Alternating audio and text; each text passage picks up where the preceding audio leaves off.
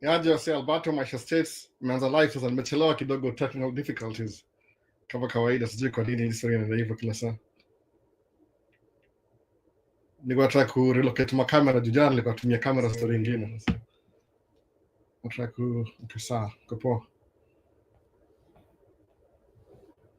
sasa, nimeona wasema kuja hapa wengi ni aje.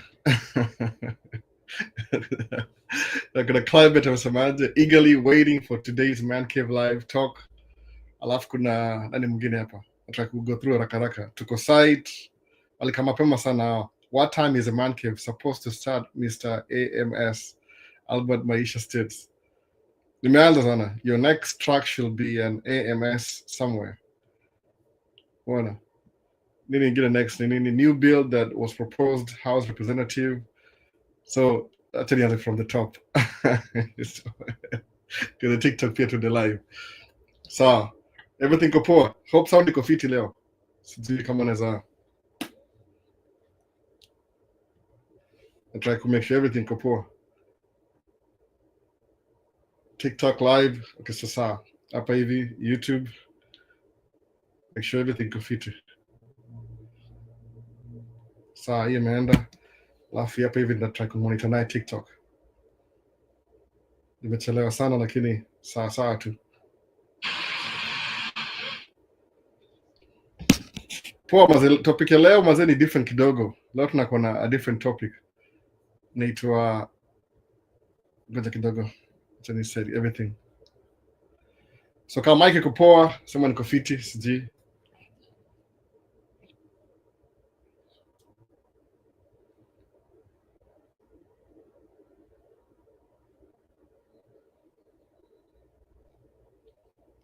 Try to make sure everything ko fiti. Sana na monitor everything.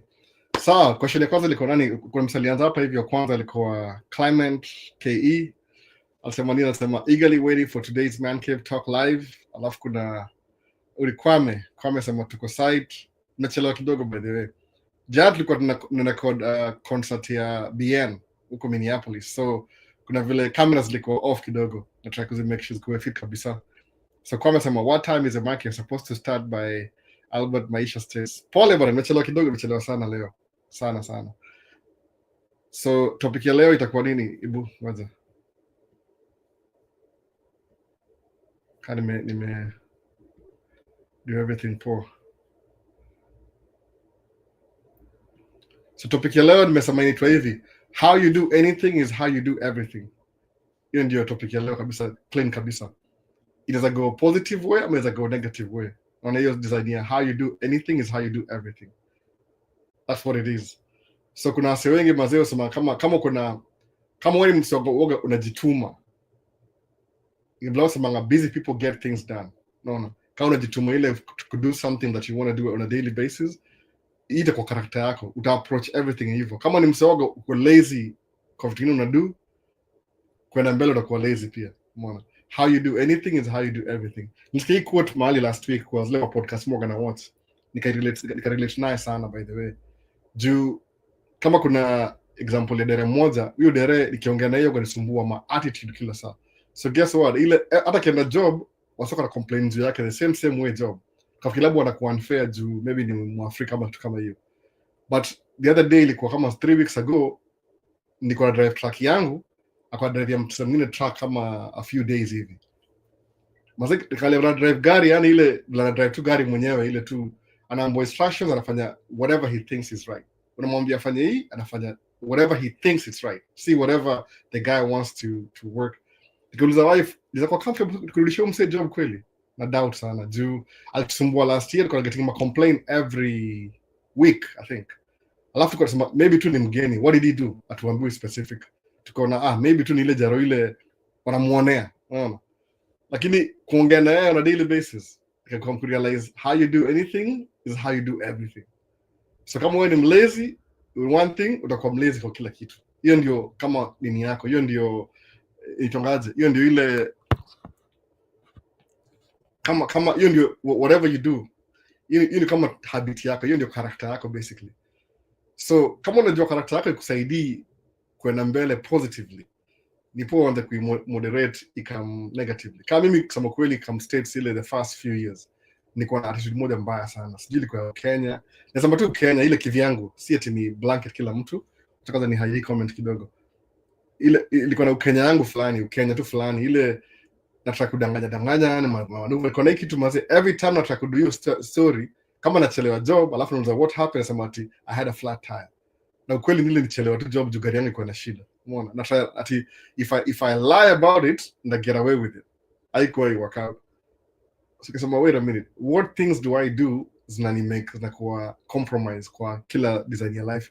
Kuna pattern fulani mu approach everything kama mchezo, taking vitu seriously.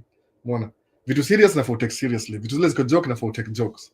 So hiyo ndio kama across the board ni poa, uko specific kabisa, usemeniaje if I want to do things kama siko mkakwenda job asubuhi, nisema from now on every morning by 4 am nimeamka. Kwa nini nafanya amke 5 ama 6? Kwa sababu job you was 7 basically, unaweza piga ile urudi, yani backtrack the whole thing. Most jobs na 7, occasionally is on the 6 occasionally, so but 6 ni rarely, juu pia wala sa job unless ni kitu wanataka kuspidisha, maybe mpo license ile they're trying to make it kama tuko two way, tunachukua mchanga hapa na kudump, tuna bring twingine back, wataka make sure tuko na 5 loads by maybe jioni, kitu kama hiyo, we can start at 6. No, ama kama dile sio na mali itonga St Cloud kuchukua mawe zingine za rail zile itonga Ballast Rock, so ndio hivyo job inaanza 6 St Cloud, which is an hour and a half away. So backtrack hiyo story, kama inaanza 6 inafaa kuwa niko kwa track by 5, by 4:30 kwa track, imagine inaenda kwenda. So which means 4:30 ile the time muamka paka nitoke home ni kama 1 hour. So by 3:30 hata by 3 nimeamka, si 3:30 ile just in case ile half an hour, alafu nataka kwenda 3 o'clock in the morning, nafaa kwa track by 5, si 5:30, naangalia pre-trip ile, kuna ile pre-trip, alafu by 5:20 nimeanza kwenda ile, unaipatia kama 10 minutes 6:20 by any 4:20 nimeanza kwenda. So by 6 sharp hivi 5:45 nitoka job na ngojea wafungue gate, wakifungua tunachapa kama 5 loads, hiyo ni 12 hours hivi, muone tukaa hiyo.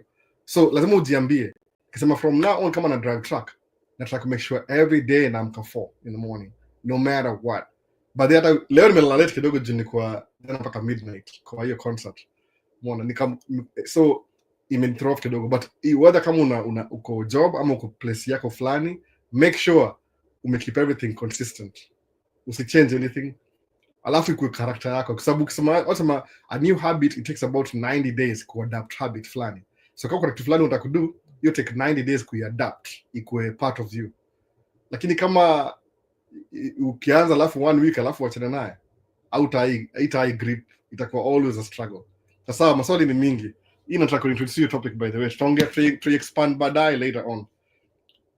Kuna maswali mingi sana, nikikaa hivi nikikubonga tutanini. So YouTube ilikuwa earlier na time ilikuwa okay. Sasa tuanze za kwanza Gata muuliza hapa hivi, new bill was passed by the House of Representatives that every applicant for the DV lottery will have to pay $250 to apply for the green card, and also after winning you need to pay $400 to file for the DS 260. Hiyo ni bill, ikienda kwa Senate itakuwa law, wanaweza modify kidogo, alafu president I sign. Unaelewa hizi vitu niko naambia last year, wasaka sema ati wana apply kwa nini? Wana apply kwa wanataka vote ya Trump juu ya economy. Ndio wasaka deliver atana vote ya Trump juu ya economy. See economy. This is what you voted for, by the way. See, no. This is what you voted for. Anybody atasema hivyo, this is what you voted for. Sababu kuna watu wao vote against their own interest. Kuna wao vote on their own interest pia. Ikipita itapita itakuwa expensive. Sababu najua Republican tajai kwa for immigration per se, lakini ni distractions. Ni kitu anataka kutumia hiyo story ya immigration ndio wapasi ile bill ya tax breaks for the rich. Kao juni nini politics. Same thing, unajua mwambia ngawase go back in history. Angalia vitu zilichange lini. Ronald Reagan will do the same thing. George Bush will do the same thing. George Bush Junior, Senior na Trump, all Republicans, I'll do the same thing. I'll pass. Mtu aliyezayo trickle down economics ilikuwa Ronald Reagan. But his history nasema tu ile blame understand politics from the history. Lazima follow it through. Uangalie where do they come from. Alafu jue if I'm voting this, track record ni gani? Same topic ya leo nini nimesema topic ya leo? Tumesema nini topic ya leo? Isamangaje, how you do anything is how you do everything. So what do Republicans do when they're in power? Au vuta watu job, wana increase taxes or wana reduce taxes for the rich people. So shindo kama msini billionaire already. Do you need more money?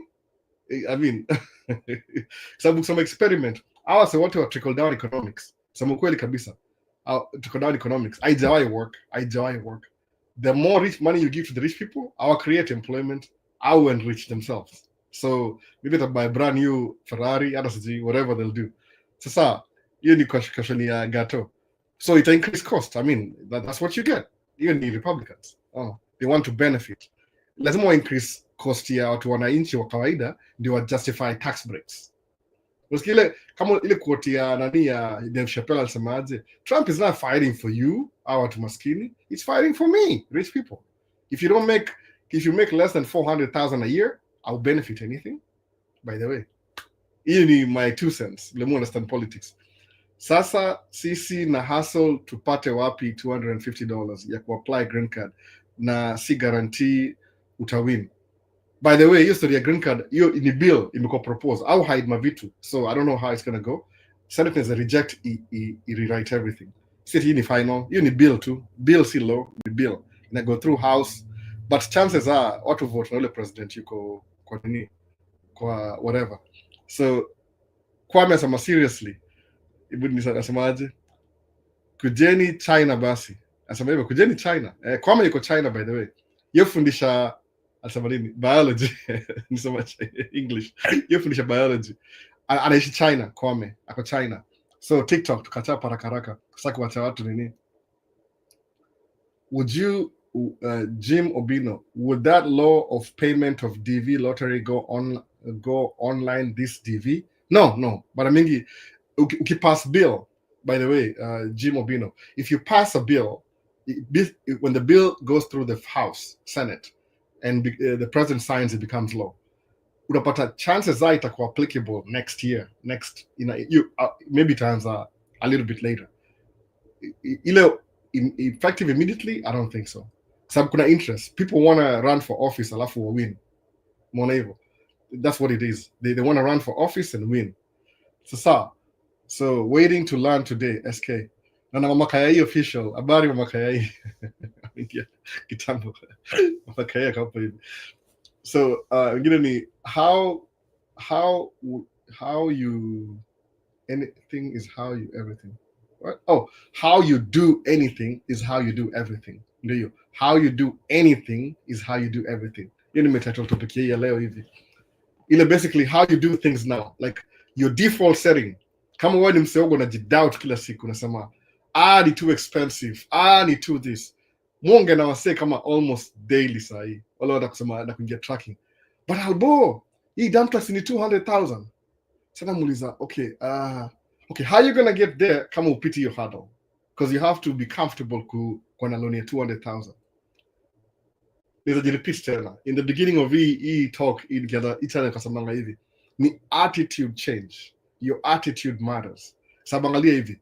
Wacha niseme wase wa TikTok kama waniseme alboli sema vitu zake tena. Sikiza mseni hivi. Dump truck, brand new, sai. Nikiba yangu ilikuwa 220, 250 back 4 years ago. Siku ya COVID. Ilikuwa 250, $250,000. Dump truck mpya.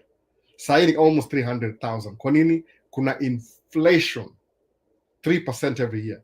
Wanasema the last 2 years it increased by 9%.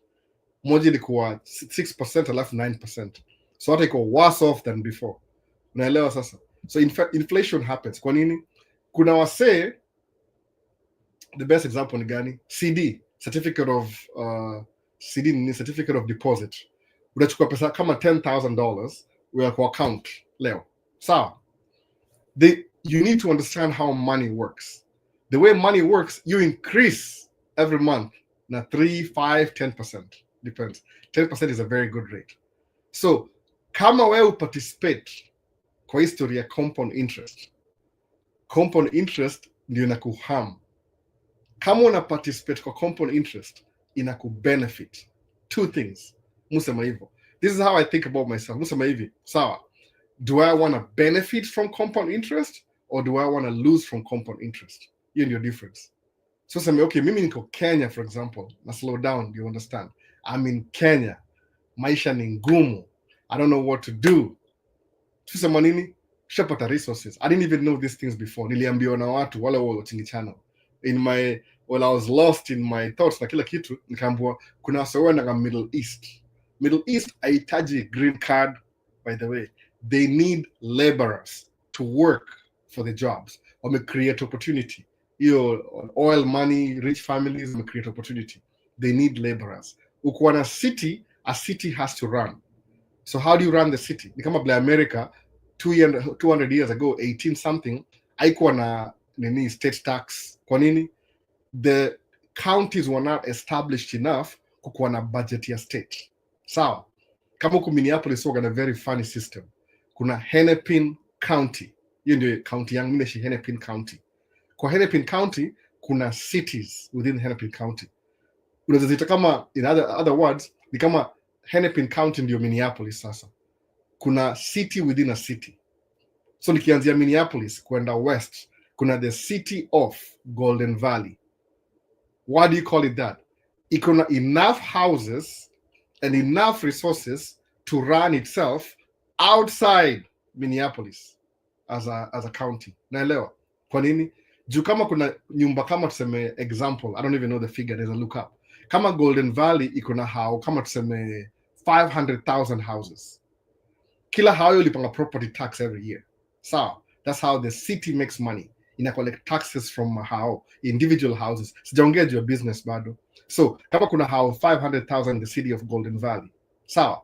Alafu taxes value ya nyumba average ni ngapi? 400,000. So ni kama 1% ya 400,000. What's 1% of 400,000?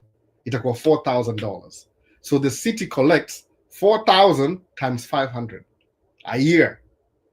Arakaraka piga hesabu. 4,000 from every individual house times 500. Sawa. Ni how much hiyo? Imagine 4,000 already kuna zero ngapi? 1, 2, 3 na 4. So ile 500, you 20 million in taxes Golden Valley na collect from single family houses peke yake. So system in Minneapolis, I don't know how they came up with that. Wanawacha hiyo the city of Golden Valley iran fire department, iran repairs za barabara, county, ma sewage, water, everything wanapatia city iran hiyo kitu. Kwa nini? Ni kama micro city. Okay, move from next city from Golden Valley, Katnaenda West bado, unakam Plymouth mali mimi naishi. Plymouth iko na Plymouth City Council. Of course iko under Hennepin County, but hizi ni suburbs of Minneapolis.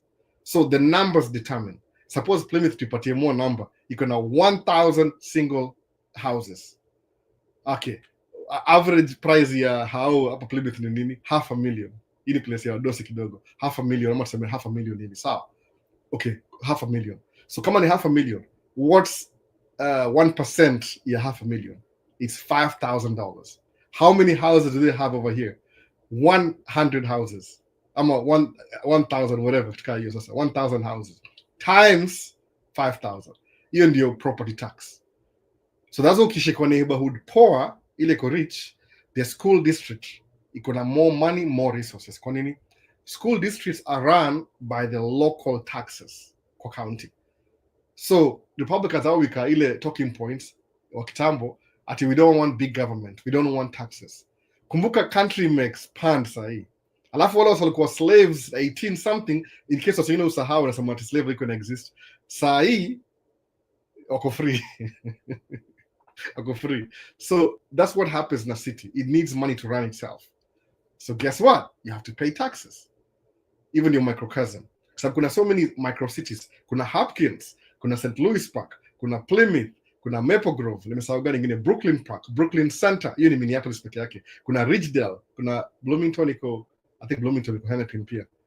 Nimesahau gani ingine, Ridgedale, Roseville iko Anoka maybe. So hiyo kuna micro cities within a county. So that's how it works sasa, unaona hivyo. So ukienda Middle East unaenda kufanya nini huko hivyo? Tafuta job. Kwa nini wame create ma cities? Dubai UAE 30 years ago iko na exist. Sasa ina exist. Kuna skyscrapers. Guess what? Somebody has to wash the windows. Somebody has to maintain. Kuna security, kuna construction. So we build infrastructure hoping that people will come or occupy your place. Hauhitaji green card kwenda Middle East. Piga tu hesabu yako useme hivi, niko Kenya, I'm not making enough money. Niko Kenya. So how do I get myself kwa place na make more money? Piga hiyo hesabu. Pigia msako Dubai, unaweza ongea siku hizi kuna social media. Muulize, how much do you make ukido job kwa McDonald's ya Dubai? Akwambia mu make this much. Piga hesabu yako ya Kenya. Ulize bed sitter ni how much, ile bed space, itoka bed space. Ni mbona na Paul, na fakuleta Paul by the way. Ako busy this week pia kwa job. So how much does it cost kwenda Dubai? Ni hivi. Useme tunatafuta agent. Paul aliambia mwenyewe by the way, ni repeat last week. Alisema you don't need an agent to go to these places. Labda una do, ongea na wasee. Kwa sababu mbona how you do anything is how you do everything. Hiyo ndio topic yangu kama comedian sasa, ina repeat hiyo kitu. So kama you're always wallowing in self-pity, guess what? You'll never get yourself outside your thought ya kusema ati I don't have to blame everybody for my misfortunes. Kama mimi, what did I do? Okay, sasa mangaje kuna ile there's luck involved kwa life. But musa mangaje kuna quote ingine nimesahau, ilikuwa Myron Golden. Asema luck comes to those who strive or something like that. Nimesahau hiyo jina. Kabisa najua niambie. Hiyo luck, hiyo sema luck. You have to position yourself, ukitumia jina ile misunderstand, ile common language ni hivi. You have to position yourself in a place to receive the blessing. It makes sense. So if you're still wallowing in self-pity, unamka asubuhi, maisha ni ngumu kila siku, unalala. Unamka asubuhi, maisha ni ngumu kila siku. Msamenda Kwame amesemaje? Kujeni China basi. Kwame anafundisha biology China. Wewe ni mwalimu Kenya. Do you know how valuable kama mwalimu you are? Ama ujui hivyo? Ama umeaccept liability, umesema I accept defeat. Mimi ni mwalimu. You're a teacher, by the way, example.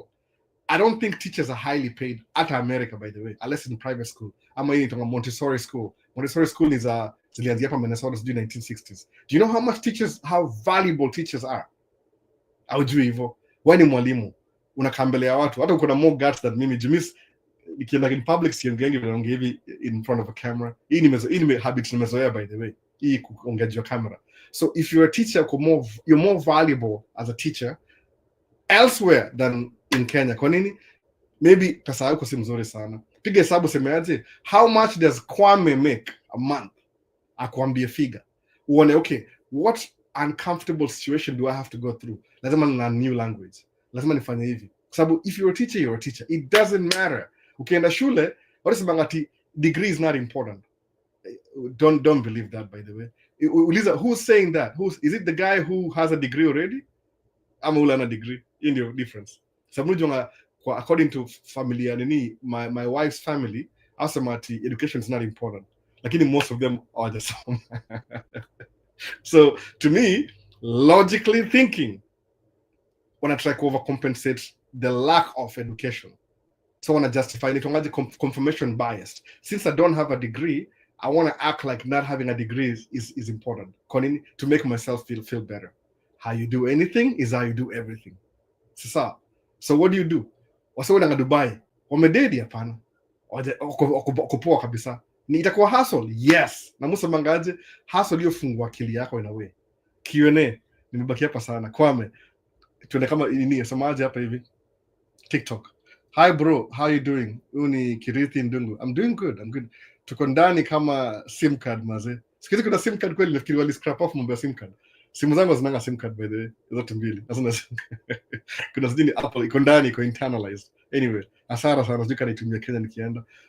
So hapa ni kwa Kwame, Queen Chore. Leo nimekuja mapema ama vipi? Albo, uko wapi bana? Pole bana, pole. Niko nataka rearrange my camera juu niko outdoor jana. I think half of the cameras liko outdoor jana. Nimepost video TikTok, sijui kama utani flag. BN alikuwa in town, BN. Ule bro wangu mtoo. Watu sema mfana kama BN. Hata sikaongea na yeye by the way.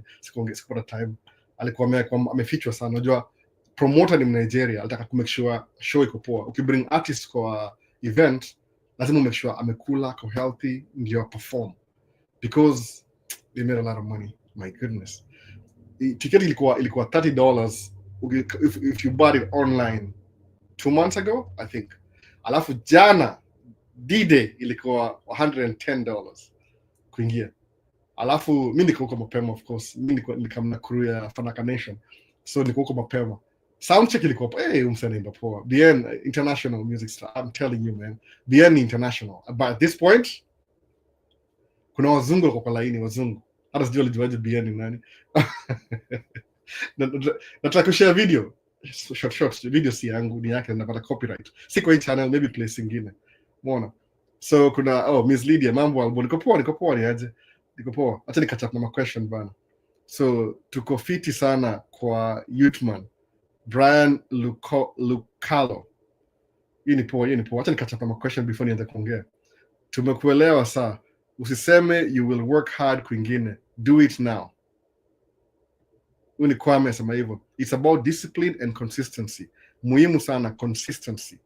Sikala nasema Kwame yuko China, anafundisha biology China, ni mwalimu.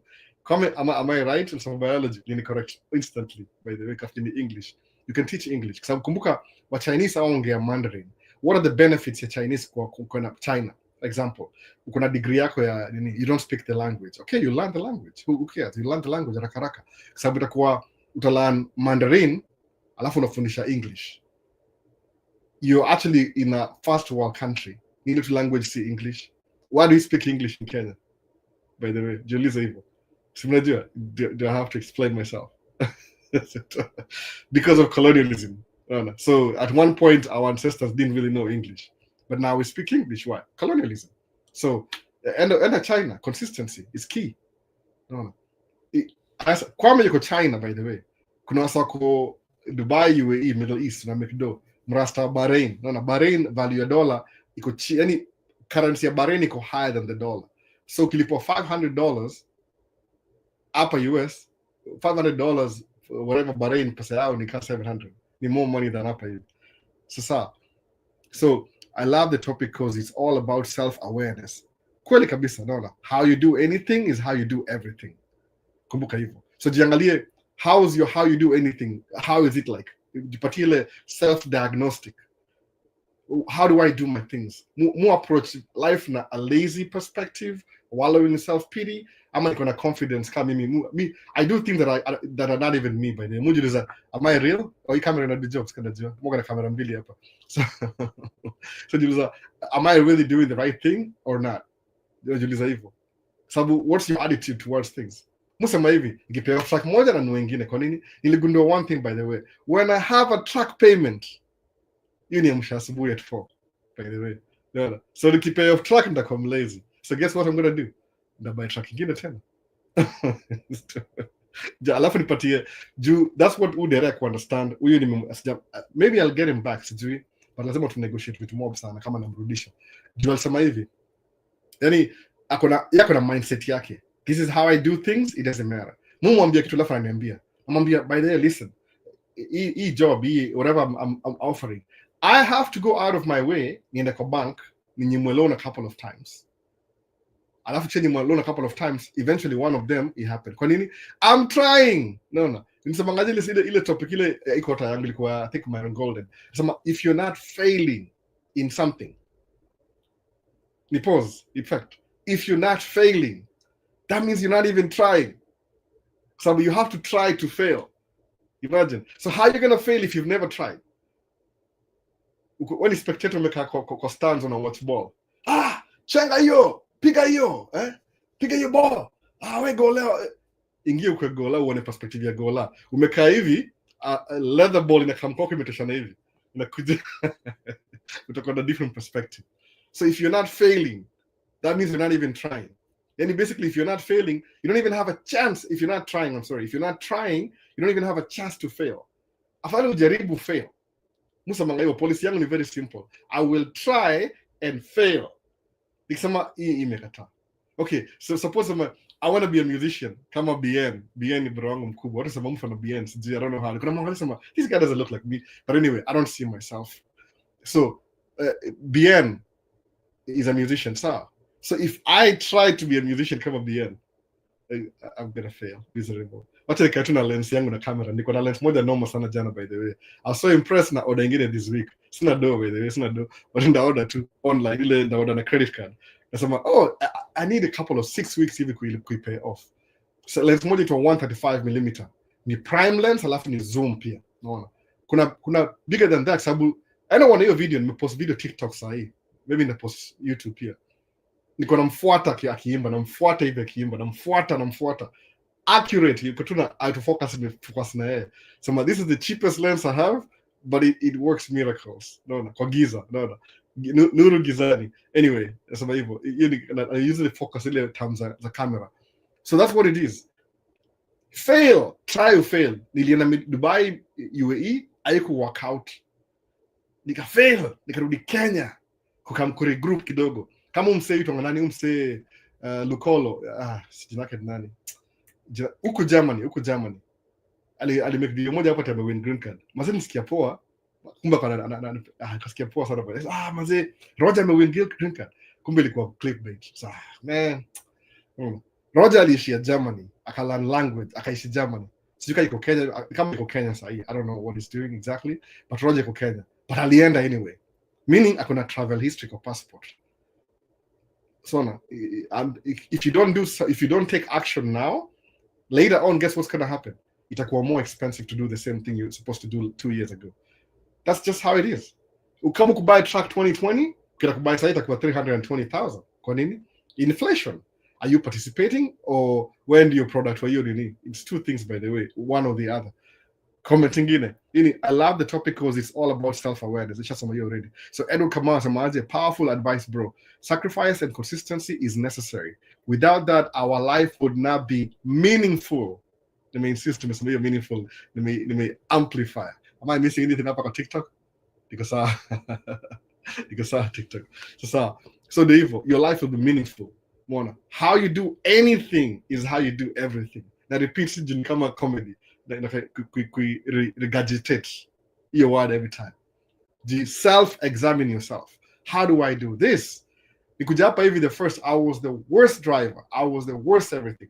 Ini personal experience, by the way. Me, the only thing I do is drive gari tangu 2010 America. 2008, I think. 2008. Driver. Alafu 2011 nikafungua kampuni yangu. 8 kidogo 9 10 11. Yeah, 12 nimefungua kampuni yangu for the first time, 2012. Alhal established 2012. No, 2012. So nishapita almost nakaribia sahi 13 years, 2022, 23, 24, 25. 13 years in business. But driving may drive more than that. Maybe almost nimeka 18 years, nimekuwa drive maybe 16 and a half years of that. Niko na drive. So it's been I've been driving all through. Hiyo imenifundisha maisha yangu yote, Maisha states. Hiyo ndio Maisha states, by the way. Everything na own income yangu imecome through tracking. Hakuna kitu kingine. But hata tracking imegundua ni consistency. Every time una show up at your best every single time. Don't worry what anybody thinks about you. It doesn't matter, by the way. We show up to. We show up. Mona. Show up to. Next question. Ngani semaje? Albo, he knew Bill ya DV na dai ngani. Radagani. Hii new bill ya DV Radagani. Najua mshasikia mavideo sababu complain wamesema ni aje kuna change. Mtu who determines story ya immigration ni president. Iko kwa the seat of the president to decide immigration itaenda which way, itaenda left or itaenda right. So what I propose is the obstacle, it's not an obstacle. Kumbuka hii system nyingine ilikuwa before, imekuwa for, you'll see, I think another new president might come and change everything. Ama za kama ignore your story. That should not be your reason though. Usijali. How many times do I have to say this? Obstacles, you can't control things that happen in your environment.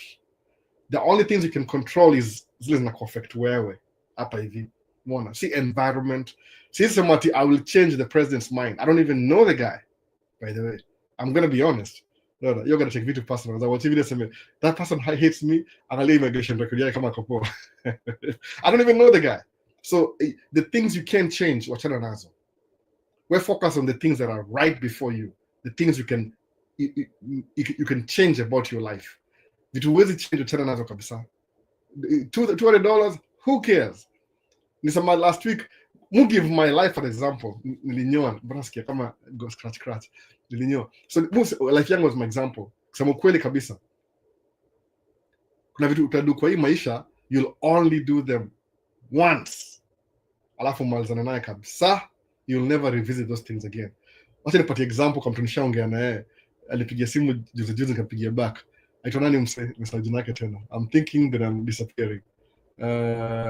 Calvin, jina lake Calvin. Aitwa nani mse? Corey the Traveler. Alipigia simu. So Corey kuna watch videos zake akanipigia simu. Nilikuwa very flattered. Mbona msana napigia simu? Alikuwa hapa kwa live akiuliza swali. Hatukumbo ajanipigia simu tena, aliogopa, chicken out. Oh no, I'm not going to ask him any question. I'm going to blink twice kama Maisha iko poa. Nika reply na wife yake, no. You okay, anyways, still more. Nivi, getting a driver's license. Ukam states, kama umekam na green card, itabidi uanze kama scratch. You'll go for driving school, ulizo maswali, ile written test, go through the whole examination process, ulizo maswali, uzijibu, everything step by step. By the way, they'll ask you all the questions again. It's like you've never driven before. But guess what? How many times are you going to get your driver license? One time. Never do it again. No, one time.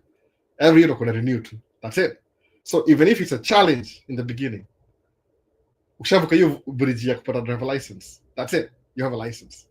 Hakuna kuna license ya pili. Okay, unless unaenda kwa CDL. Meaning the CDL, how many times did you fail? 3 times. It's 3 times. The 4th time gaipata. How many times did I have to get my CDL? Become a 1 time, basically. 4 times. And you fail, succeed. Since I got that license, nisharudiwa for test tena. Ilikuwa challenging in the beginning, which is okay. Meaning, it's just your environment. When things are hard, I know they're working. So that means the mimi. I'm deficient. I need to learn more stuff. No.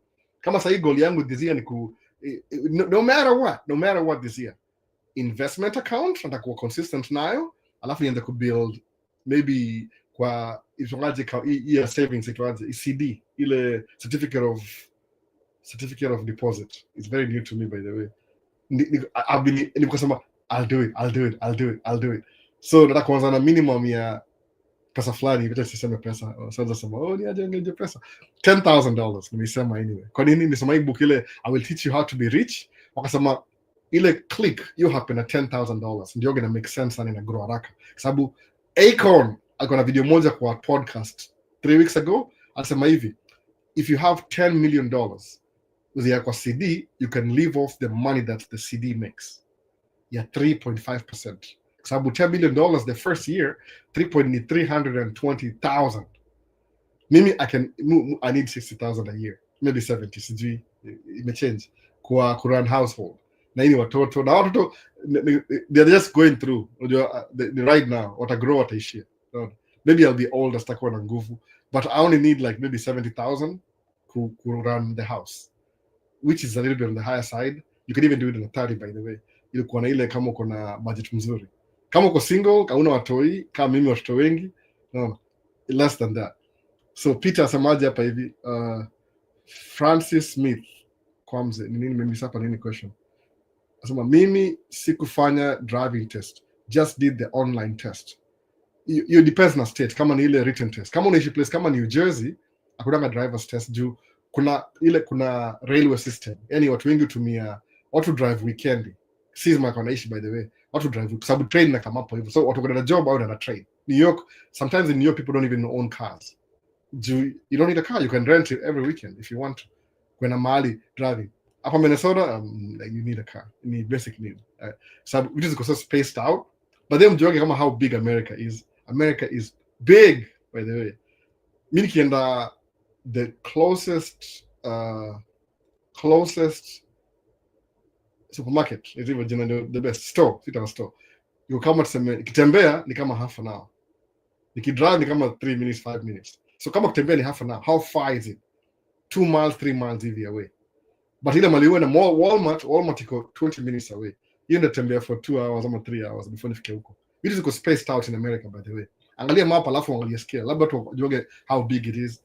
Kuna hiyo scale. Wase wengi wishi New York area, East Coast na California. Hapa katikati hapa hivi watu wa ocha sisi. Electrical spaced out. So anasema hivyo afanya test ya tu, hiyo ni depends with your state.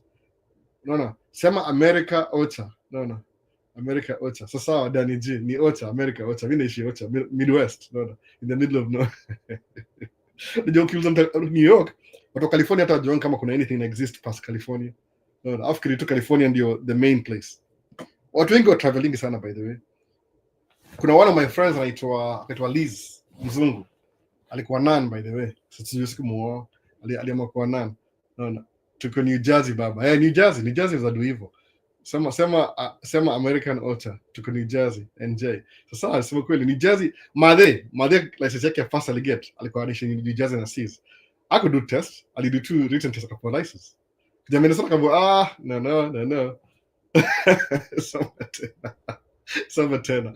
Akakutana kusoma ilimsumbua kaambia Madhe to do test. Tukafanya every weekend. Akapass eventually. My dad paka leo hajaipata license by the way. Ali give up. No. Hiyo test inamsumbua kichwa. Juu ile I think he could drive on the left side and right side ile Kenya inamsumbua. So tuendelee. Hiyo new bill ya okay sasa ndio bill itapita. Michael Ochieng, VP Albo. Hope your Sunday is going well. Zakayo wa Majuu ameamua kutufungia nje. Ameanza na DV, next naona akiharibu za F1 vile ashaanza na Harvard. Hiyo Harvard ni very simple.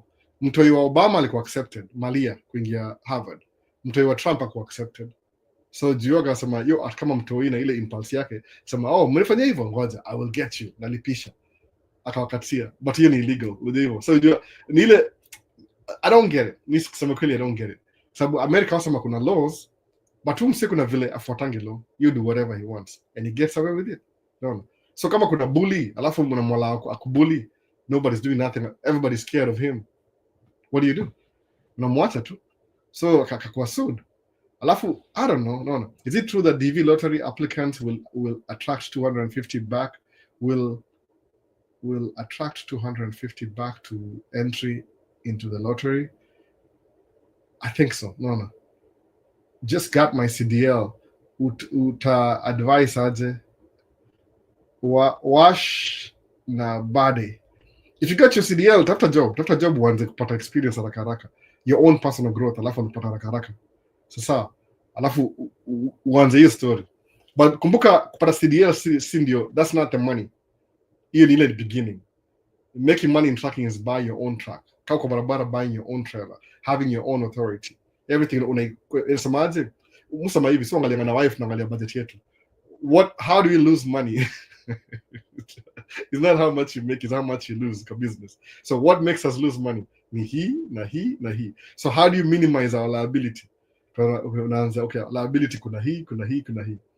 Kama sahi one of our liability kwa insurance last year juu derali kwa involved na accident akuongea vizuri. Akasema kama I think I hit somebody in the back. I'm like, no, you don't say that. I think you're suggesting that you did. Hapana, msali kugonga. Kama msali kugonga, guess what? Yeye alikugonga. Alafu aka drive off. So ajui procedure kama I thought we taught you this. And excuse me, because so specific paka kwa track yangu ndio na video ya track nikipost next. I think people are waiting for that. Nashindo niaje sina video ya tracking. Sikizi mudu job na dump truck. Sijaingia kwa side up bado. Niko kwa dump truck. Dump truck si masafa, si half an hour drive, ni 10 minutes, 5 minutes, 10 minutes, 5 minutes, 5 minutes, 10 minutes, karibu. Ni ngumu kumake video kwa hiyo story. Juu ita focus na ile, itanyang'anya ile attention. Sitakuwa attentive.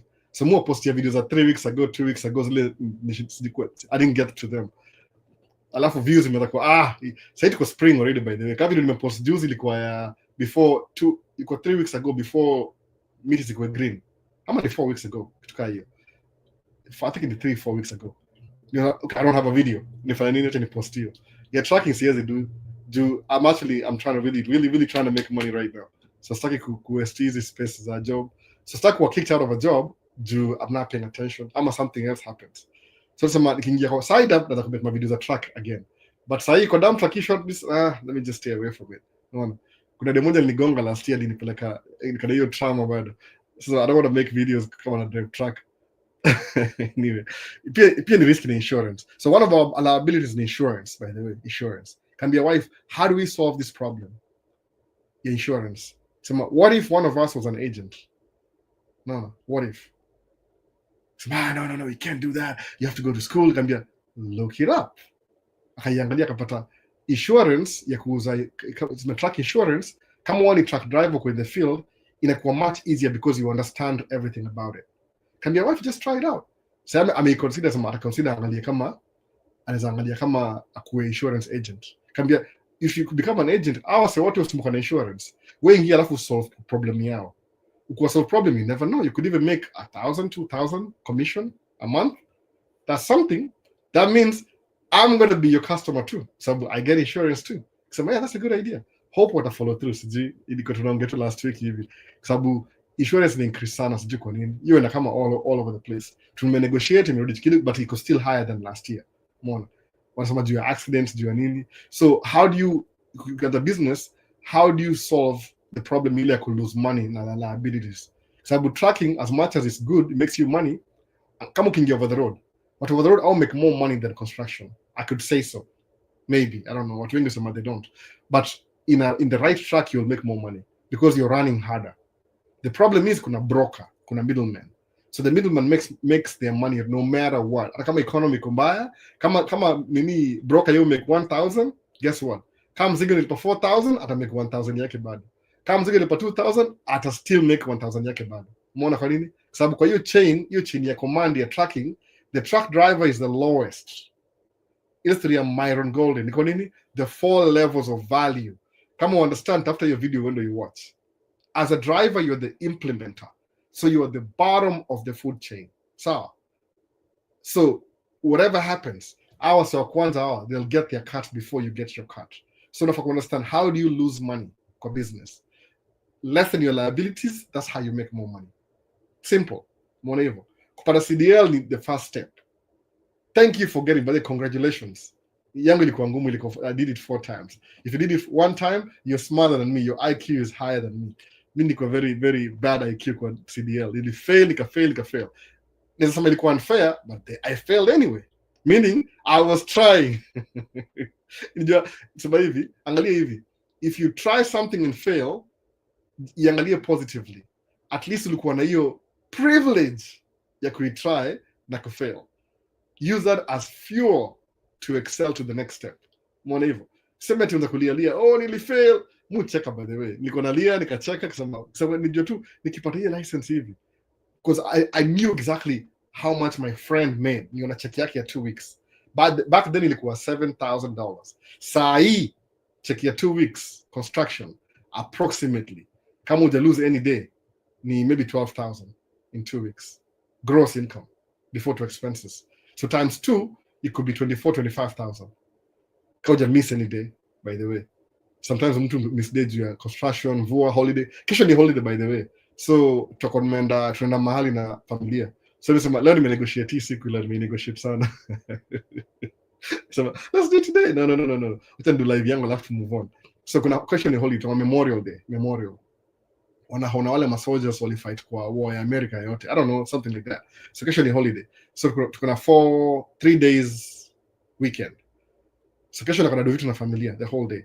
Sitakuwa na, maybe I'll make videos, maybe I won't do, but ndio hivyo sasa. Ile have the privilege of failing because you tried. Kwa nini? You will learn something. Umeenda Dubai UAE, ukatry, ukamiss. Guess what happens ukisha miss?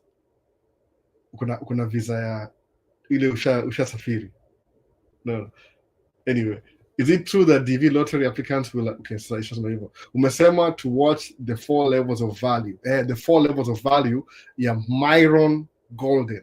Ile jina yake. Myron Golden. Kuna book yake inaitwa nimesajina book yake, by the way. I'm thinking too fast. Myron Golden. YouTube. The 4 levels of value. I think every 2 to 3 months you repeat the whole thing. Kuna ile the lowest level itongaje implementation. Mona. Alafu next ni management itongaje unionization. Ama nimesahau. Alafu sales itongaje nimesahau yote 4 levels of value. Kuna nimesahau kila kitu, by the way. I'm thinking and I'm talking at the same time. Kuna 4 levels of value. Myron Golden.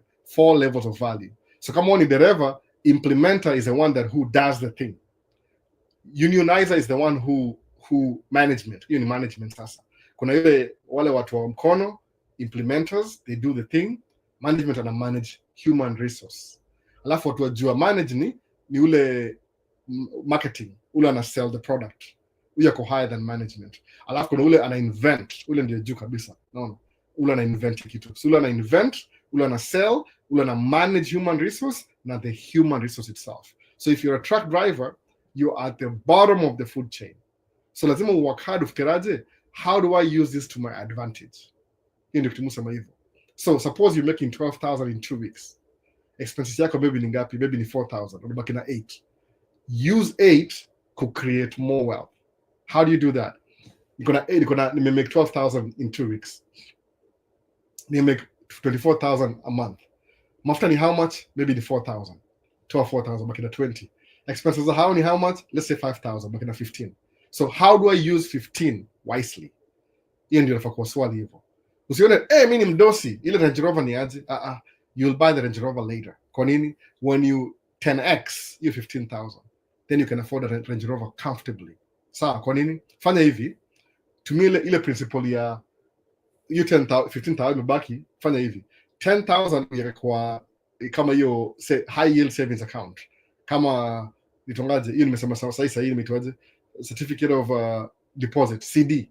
Weka 10,000 kwa CD. Hiyo 5,000 is split. Weka kama 4,000 kwa kitu kingine hivi, investment account. Hiyo 1,000 imebaki hiyo moja. You spend on anything you want. By the way, you have to reward yourself. Sema tu, I don't know what I'm going to do with the $1,000. Lazima spend $1,000 to anything. Like before end of the month imefika, nimespend hiyo. Kwa kabla best yangu fulani, best yangu moja you withdraw cash. Ningisha cash kwa mbosho, kwa mfuko. Suppose shangi imechange, siji mbosho ni mfuko, sasa mbosho ila kikuyu. So hapa hivi naona chukua 1,000 cash. You spend on anything, hiyo 1,000. Usi hold back. Kama utakubuy iPhone mpya, nunua iPhone mpya. Kwa nini? Lazima reward mind. Useme ile una flash ile ujinga. Hiyo 1,000 iko flash ujinga. 10 una save, alafu fanya hivyo for 6 months. That means on the OCD, OCD, please. Ile certificate of CD, ile CD, ita OCD. CD uko na 60,000. Investment uko na 4,000 times 6. Alafu deliver consistently. How to keep everything the same. So after 6 months ndio kuja uone nasema, can I still buy that Range Rover? Don't buy a Range Rover. Ngojea kwanza ufike kama 100 million. Ndio yani unataka ukinua Range Rover ikuwe a fraction of your income. Ni kama ulipatia msee pocket change. Nibu nipatie Range Rover, shika. If that's what you want. Lakini bill. Sababu kuna msalisama kitu last week kuwasikia semaje, the younger you is the only one who can take care of the older you. So how do you do that? The best way in investment. The younger you, the younger self, the younger self is the one you can trust to take care of the older self, your older self. So if you think you're young na una do and you're doing nothing, suppose sale hauna energy, ile story ya energy na ile when you're young you have time, you don't have money, and you have energy. So what's the component you're missing? You don't have money, you have energy, you have time. So then when you start working, you don't have time, you have energy, you're exchanging energy for money, you have money. So you don't have time, you have energy and money. What happens when you're old? You'll have time again, and you don't have money, and you don't have energy. That's terrible. When you're old, you have time, you don't have energy, but you have money. At least anza na hivi, ulianza na out of 3, ulikuwa na 1/3 in the beginning, ukuja 2/3 kuinvest, at least kwenda mbele rudi kwa 1/3. So the thing you didn't have, time, ulikuwa na time hapa, ulikuwa na time hapa. So in between kwa life yako, the thing you traded for your time ni to make money. So make sure this money counts. Ndio ukienda kwa ile uko na time later on and uko na money, utadie gracefully.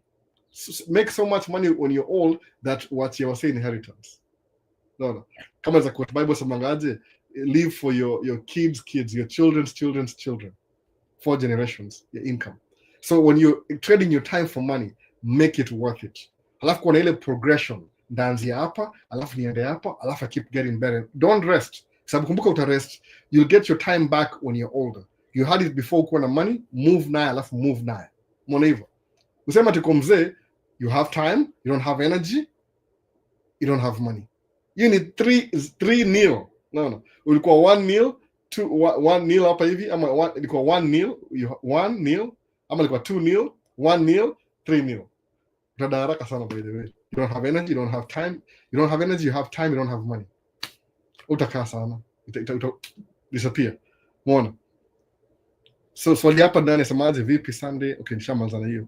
F1, sijui kama F1 nishaongeje F1 ya story. Ni mseni aje Albo K. Kapoa kabisa. Swali ni gani K? Semaje Albo Bigman, thank you for this show. I was almost sleeping. Hey, pole mazi. Nataka to make it quick shorter by the way over time. Mupo opposition sana wife. Lakini msikae late sana. Na consider time ya Kenya pia. Your time is valuable. Umeona? Time yako ni valuable.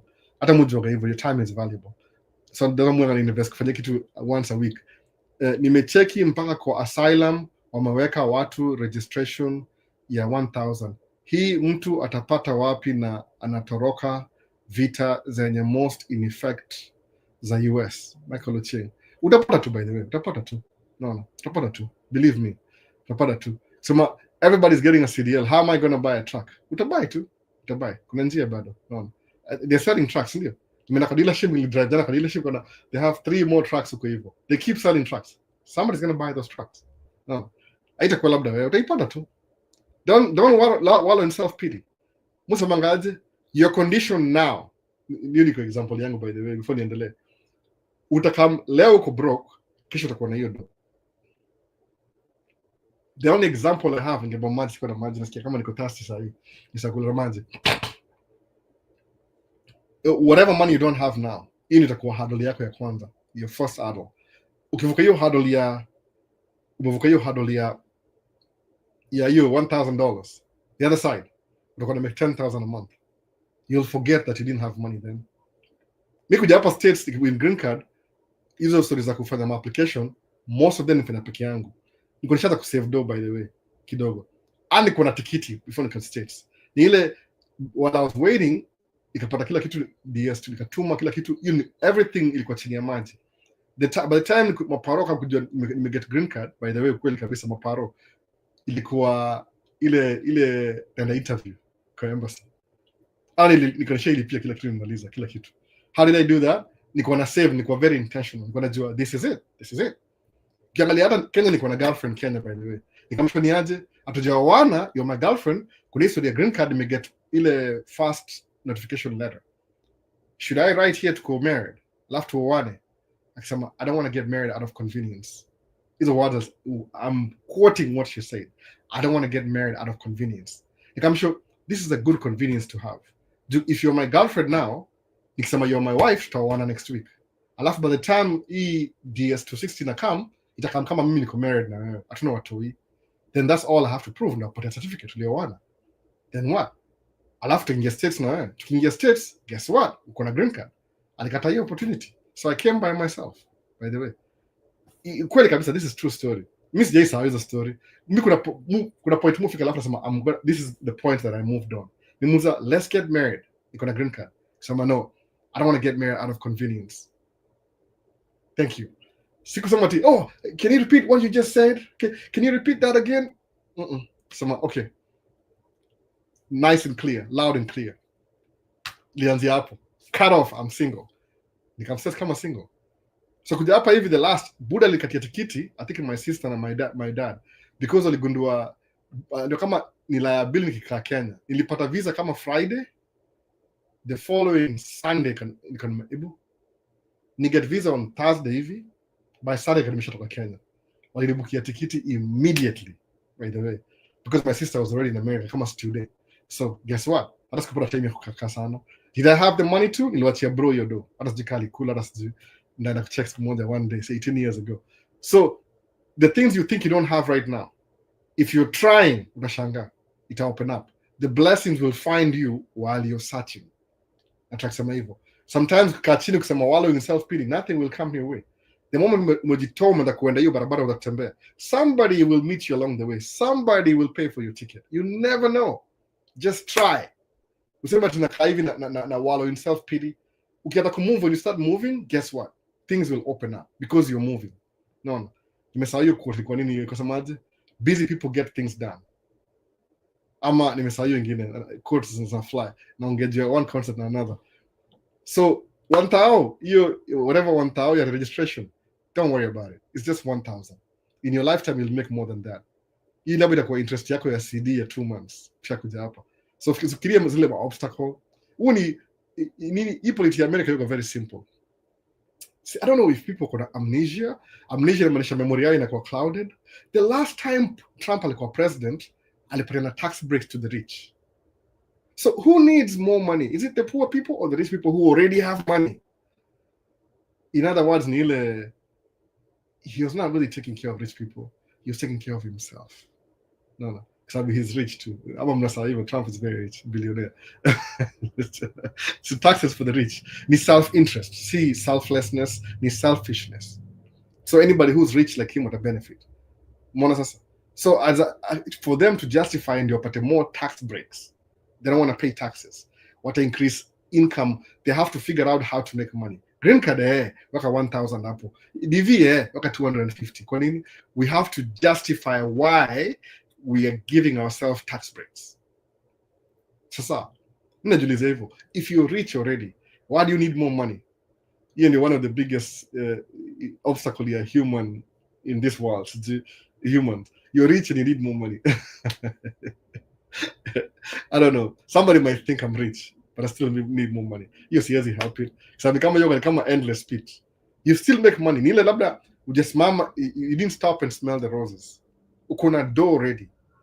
Kama mimi kwa president, technically, the way I'm thinking right now, why would I want to get more money? Now, 60% of the population makes 40,000 a year. Come a job. So increase any, I don't know, maybe, I don't even get it, by the way. Come say ni selfish. Nasemaje topic ya leo. Leo mimi kama stand-up comedian, I repeat. How you do anything is how you do everything. So ukijiteach kukuwa na a perspective ya life flani, ile you always try and fail than complain and not try. How you do anything is how you do everything. Isikuwa ti leo utafanya hivi alafu kesho uta switch all of a sudden unaweza kudo hivi. You have to be building towards your kitu. If you want to succeed in life, utaanza saa hii na hardship. Hakunanga hardship, by the way. Everything is worth it. Muamka asubuhi na drive truck na madere. Sijaisema ati mimi ni boss. Acha mimi kama niko baro, wife ndio boss wangu because yeye ndio ile link ya communication. If they need to tell me anything because I'm driving, when I'm call yeye afa ni call sisi. Maana madereva wote pia. Yeye ndio manage kila kitu ya ofisi, by the way. Akona phone moja ya business, mimi na phone ya business. So mimi handle kama vile business ya kampuni yangu. Hiyo handle business ya kampuni yake. But nile I don't really care. I don't go below as long as ile flow ina happen. Juu inafaa kuwa automated kitu kaa hiyo. Tuendelee anyway. Listen down. Anything hapa TikTok hakuna question. Mwana hakuna question hapa hivi. So watu waende Japan because there's opportunity because of high numbers of old people. Thus they lack people to work. Hata sijaangalia Japan, by the way. Listen down. In the first time wananiambia hivyo, sijai consider Japan, which is good. Nasikia. Liza amessuggest mwende Japan. There's more old people. Population yao mostly old people. So they need people to take care of the old people. Alafu Japan, economy yake ni equally good. Walikuwa surpassed na China over the last 15 years, I think. China ime grow up too. But I mean, it's inevitable. No, it's inevitable. Tafuta opportunity uende huko hivyo. Si lazima ukam States. I'm pretty sure Kwame atakam States kimoja. Kwa nini? Atakuwa na enough money kukam visit Disneyland na watoi wake. Alafu akuja States, alafu amue. Well, I like this place. Alafu akuja move. Mwe advocate wasa kuja States, by the way. I don't know. Life imekuwa ni kusema kweli kabisa ukiwork hard ile a little bit of effort States ni kama you're playing it in easy mode. Muona hivyo, by the way. Muona hivyo. Just complain ati maisha ni ngumu. Yeah, ni ngumu in a way, but I don't think so. Usiangalia wale so make maisha ujanivi. I think they watch too much of content creator. Kuna waseo make video for making a video sake. Sawa. Ni algorithm, ni your play. Okay, wacha nipate tip moja ya kudo video. Suppose utakudo video go viral in TikTok. Very simple. Keep your content consistent. For example, alafu usipost mara moja a week. Post every day. Actually, see every day. If possible, 4 times a day. TikTok.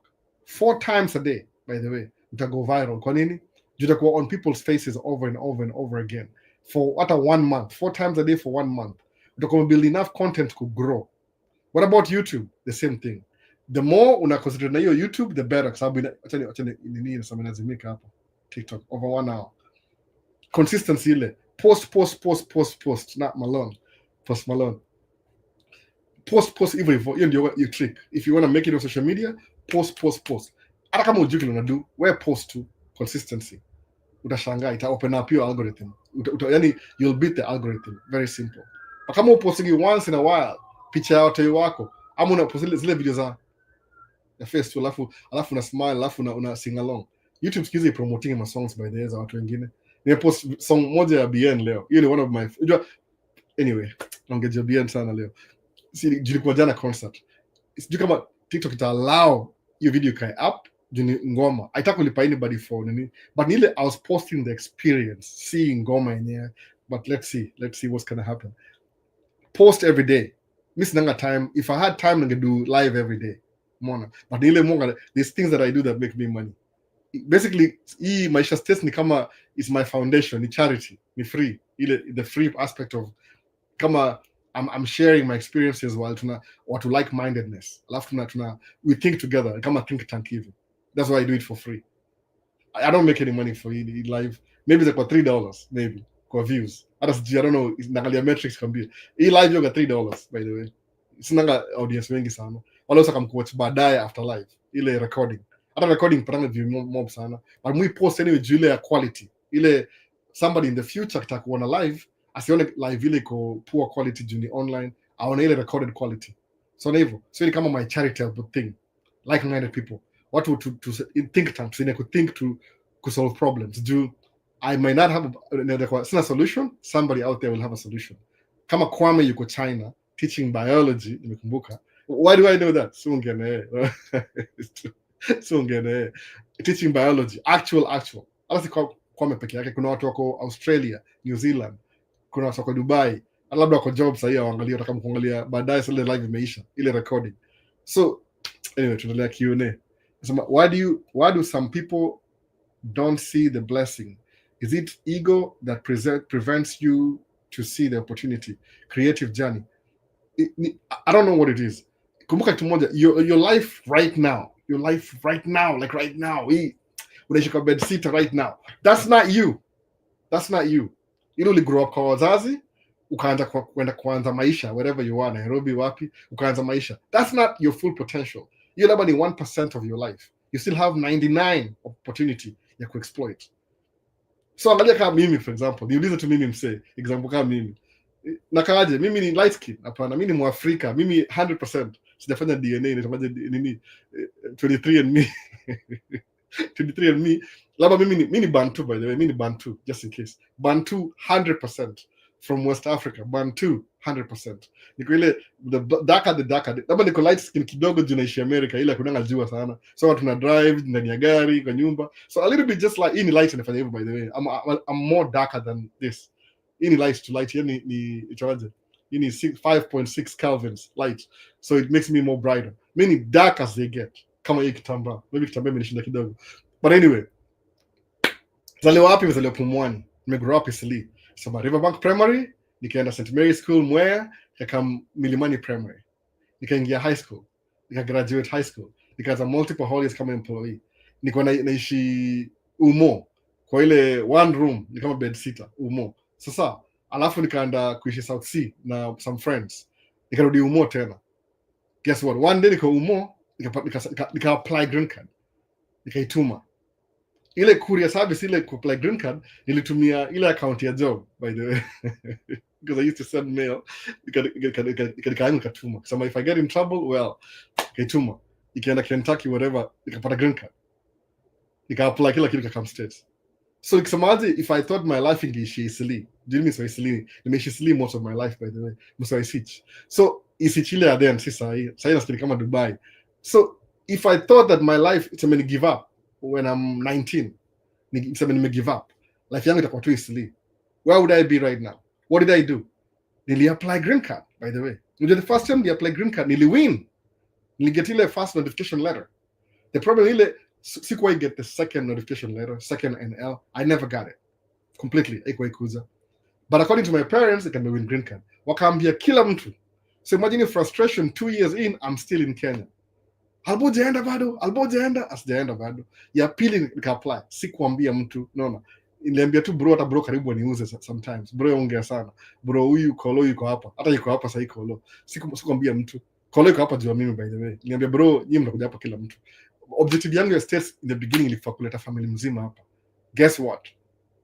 Hata simi okay, because alikuwa na hiyo intention ya kuwaleta wote wako hapa wote. I just thought about it. Sikubring Sis nilimlipia tikiti ya ndege, that's it. Sis na mtoyo wake Sis ule ananifuata third born, kamlipia tikiti ya ndege. Bro nilimbring hapa mimi 100% ni mimi. Ananiambia oh nimeget visa na come nilimtumia pesa ya visa kwanza ka apply, nimeapply ya visa kama niko hapa kwa computer, nikalipia kila kitu kamaliza. Akaenda akapata, nikamwambia fanya hivi, kamtrain 1 2 3 sema hivi akapata visa, nikamlipia tikitiko. Siko hapa sasa bro. So kuna Sis mkubwa alikuja kivyake kama chuo. Sis ni raia. Kila mtu kwa familia yangu ni raia by the way. My dad raia, budangu ni raia, mother ni raia, mimi ni raia. Kila mtu ni raia sasa. Kila mtu ni raia, American citizen. Ile passport ile ya American. Kila mtu. Unaona? Kama kuna dual citizenship before itolewe, this is what a dual citizenship. Goal yangu ya the first 7 years in America is to bring my whole family. Bro wangu mmoja pekee amebaki, na huyu mmoja ni yeye, si mimi, ni yeye. Ndio nilimlipia visa 2 years ago. Nampigia simu ashiki. Some if I'm trying to help you na kupigia simu ushiki, I'm the one who paid for the thing na show up. Is it me or it's you? Ni yeye by the way. Kama ngekuwa willing ngekuwa hapa by now. Unaona? Ngekuwa hapa by now.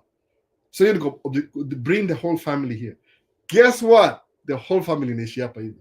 So kusema when I was 19, my dreams, what was I thinking? Ningesema I'm wallowing in self-pity.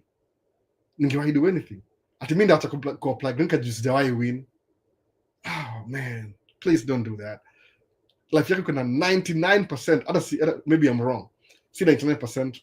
Hiyo self-pity yako hata haiwezi fika 1%, ni 0.0000016 hivi to the power of 10 kama nakumbuka mathematics. 1 no to the power of 10. Whatever you think yourself, ile wallowing in self-pity, potential yako iko higher than you think. Hata uja tap 99% hiyo kitu.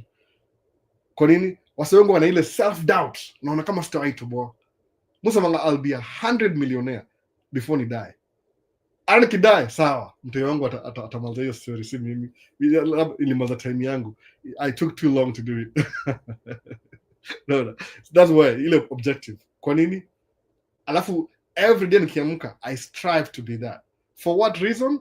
Just to make sure I'm tapping to all my resources available to me. Mwona hivyo sasa. All of them. So where you are right now, unafikiria ati niko hapa. Huyo si wewe. I'm not kidding, by the way. I'm not kidding. I'm dead serious. Naongea dead sana. Ni word mbaya kwa YouTube, sijui ama kwa TikTok. I'm not kidding. Mali uko sahi unaandaisima potential yako. Whether you're 40, 50, 60, it doesn't matter. No. Budala kama retire Kenya, ako na pension Kenya, ako States bado, anaishi hapa. Unaona? Anaishi kwa snow, anavaa koti, kila kitu. Yuko hapa by the way, hapa hivi. Ni vile tu familia yangu si wa social media sana by the way. Hakuna haja kuwa force. Nikikosha kamera hivyo watanyamaza. So I get it. Unaona? Si watu wa social media. My dad yuko hapa, my mom yuko hapa. Ako na mama Kayai the same thing, mama Kayai. Just in case mama Kayai uweze kaa hapa, juu mtu yote yuko hapa mama Kayai. Kuja ukae hapa hivi. Unaona? Politics na matter, ita change politics depending who's president and who voted for who. Watu wengi wako motivated na hii mambo ya nini mtongaje. Kuna watu hata sije. Anyway, ni politics. Mimi naambia ukweli, unafikiri life yako ni ile iko sahi hivi? Ujipanda ndege, mimi niko naangalia ndege zikifly hivi. Sikuwa I think in my mind that I fly on ndege. But the moment you in the States, how do people from Kenya to States, how do hata sijipanda international planes tangu nikuja hapa hivi. Mpaka tu local kila siku. But still niko hapa hivi. Did I ever think in my life ndakuwa States? I didn't even see it. Hata iko kwa vicinity. That means you don't even have to see it. Just start your small step. Anza kumove your journey. Tashanga mali takuwa. Na hata mimi sija succeed kwa everything. Nasema tu ile example leo ukiangalia hivi. Wewe ni mswahili tu yani. Uliza best yangu fulani, Collins, msamtani. Yuko Collins, Mwaniki wasiko grow up now. Kuna Ben yuko Canada pia. Kuna George yuko UK. Hao wasiko grow up now. Ben Bellalane, Isli. Ben karibu na roundabout the first street hivi Ben Bellalane. I was say kuna demo moja kwanza kwa TikTok hapa hivi. Sitaki sema jina yake. Yeye anajua tuko na street moja Isich. Naona. Sasa ni na TikTok nikiongea, I'm talking my ish. Unaona? You think you know, you have no idea. Anza kusema tu utashangaa. Utakuwa una drive Ferrari Middle East kwa ile highway ya whatever Bahrain. Utakuwa una say, I'm telling you. Unafikiri ndio life? Hiyo si life yako kabisa. Nasema tu ile kuambia tu perspective ile wewe mwenyewe huwezi ona. 46 year, usema 47 kila siku. 46 year old guy. Unaona? Kuna vitu gani music kusema I never thought ningeishi life kama hii. It never even crossed my mind. Niko tu na ile idea in my mind. Acha ni apply green card. Ile very strongly. Hata kusema hivi kuongea mbele ya watu kwa kamera hivi. Muka behind the camera. I wish you hivyo. Muka behind the camera. I never sit in front of the camera. So nisemaje, ndakuwa na kamera ngapi hapa hivi saa hii? Alafu I do nothing with them. Niko na DJ equipment na kuiuza by the way, just jai tumia. I used to wish nikuwa DJ. Sasa hata nishai surpass hiyo story. Sasa we buy two for fun. No. Niko na professional equipment ya DJ for personal use. Imagine. Professional DJ equipment for personal use. That makes sense?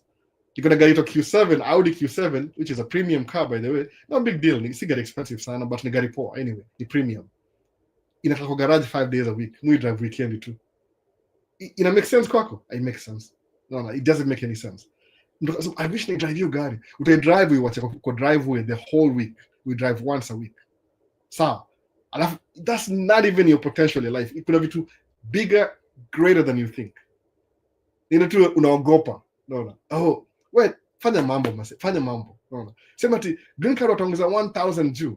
Who cares? Utailipa hivi, uta make 10,000 next month. No. Itakuwa kama a fraction of what you're making right now. How do I know that? I know. Sababu mimi ni very mediocre. You guys are better than me. So guess what? Kama si better than me, you're younger than me. So kuna more potential ya ku-exploit. Mi labda na dedi. Sama African American life span ya African American. Na she play with maybe a slightly good neighborhood. Maybe they should come at 70. So kuna 20 more years to go. Kama Toyota nipeleka mbio. That's it. Uko 20 ama uko 30, you still have 50 years to go. No. Alafu tukalia siku hizi teknolojia siku hizi naongea Kiswahili kwa platform ya China. No. China TikTok. Alafu naongea Kiswahili kwa platform iko states na Kiswahili na sasa tunaongea na Kenya. Before walale, saa ngapi sasa Kenya sijui saa 3 na kitu kama saa 4. Imagine. That's how fast life goes. From sijui horse and carriage to magari siku hizi to fly. Umeona? Sasa nitaishi gani ya AI. Sikizi mudu video naangalia AI naambia tell me this and nipatie kila kitu na ipost. Hata making any sense to you. Musema I don't know what I'm doing anymore. Everything inakuwa easier by the way. Umeona? So you tell me your opportunity na yangu mimi old guy. Mu wish ningekuwa teenager tena. Alafu I know how to work the cameras.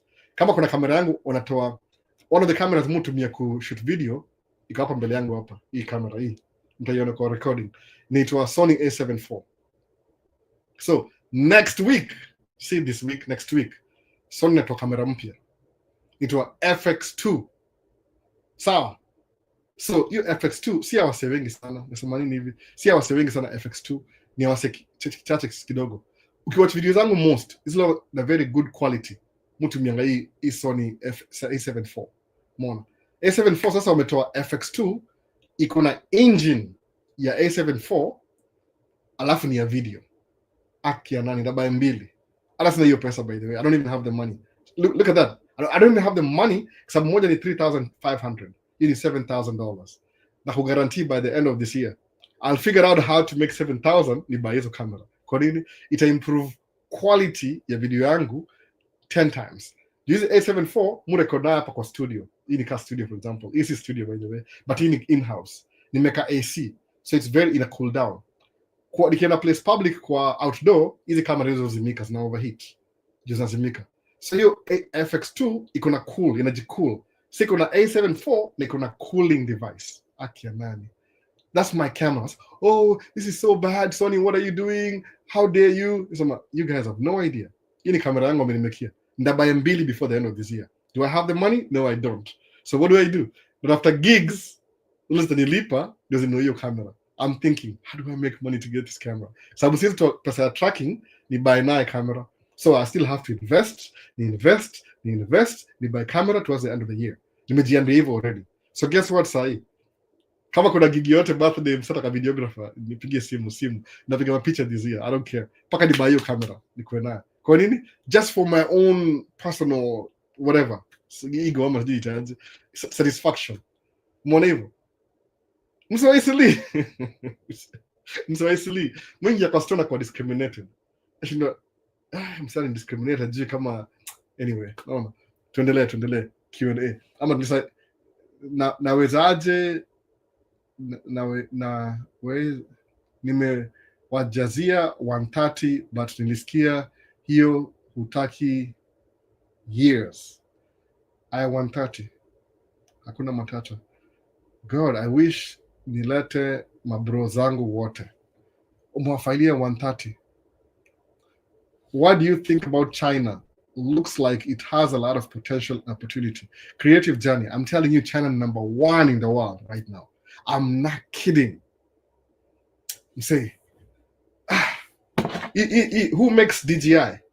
DJI ndio hii ni case ya microphone. Ndio unafungua. Nasema product nini? Utumia DJI. DJI ndio hii microphone by the way hapa. Ndio hii DJI.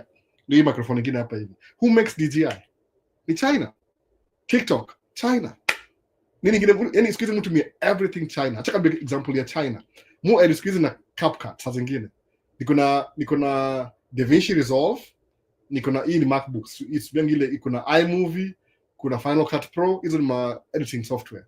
So wacha niambie how good CapCut is. Hii video ya Maisha States itakuwa 2.5 hours. Ndio kwa ile mwambie na wife the Chinese editing video.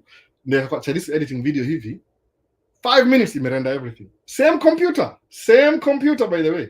Same computer. CapCut 5 minutes imeread video yote.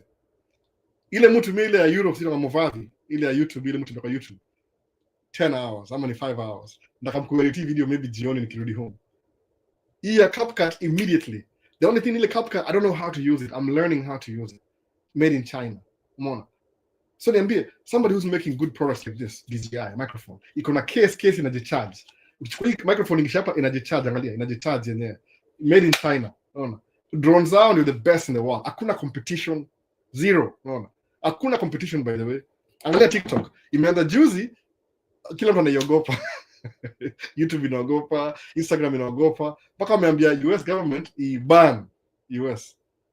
Alafu so ukiiban ndio what? Unafikiri wamelala nasema we just stupid tunavotia mse ule atakuwa more racist. They're way ahead of time. So one of my nieces anaingia chuo sahi ana study Chinese. Ni mwerevu sana by the way.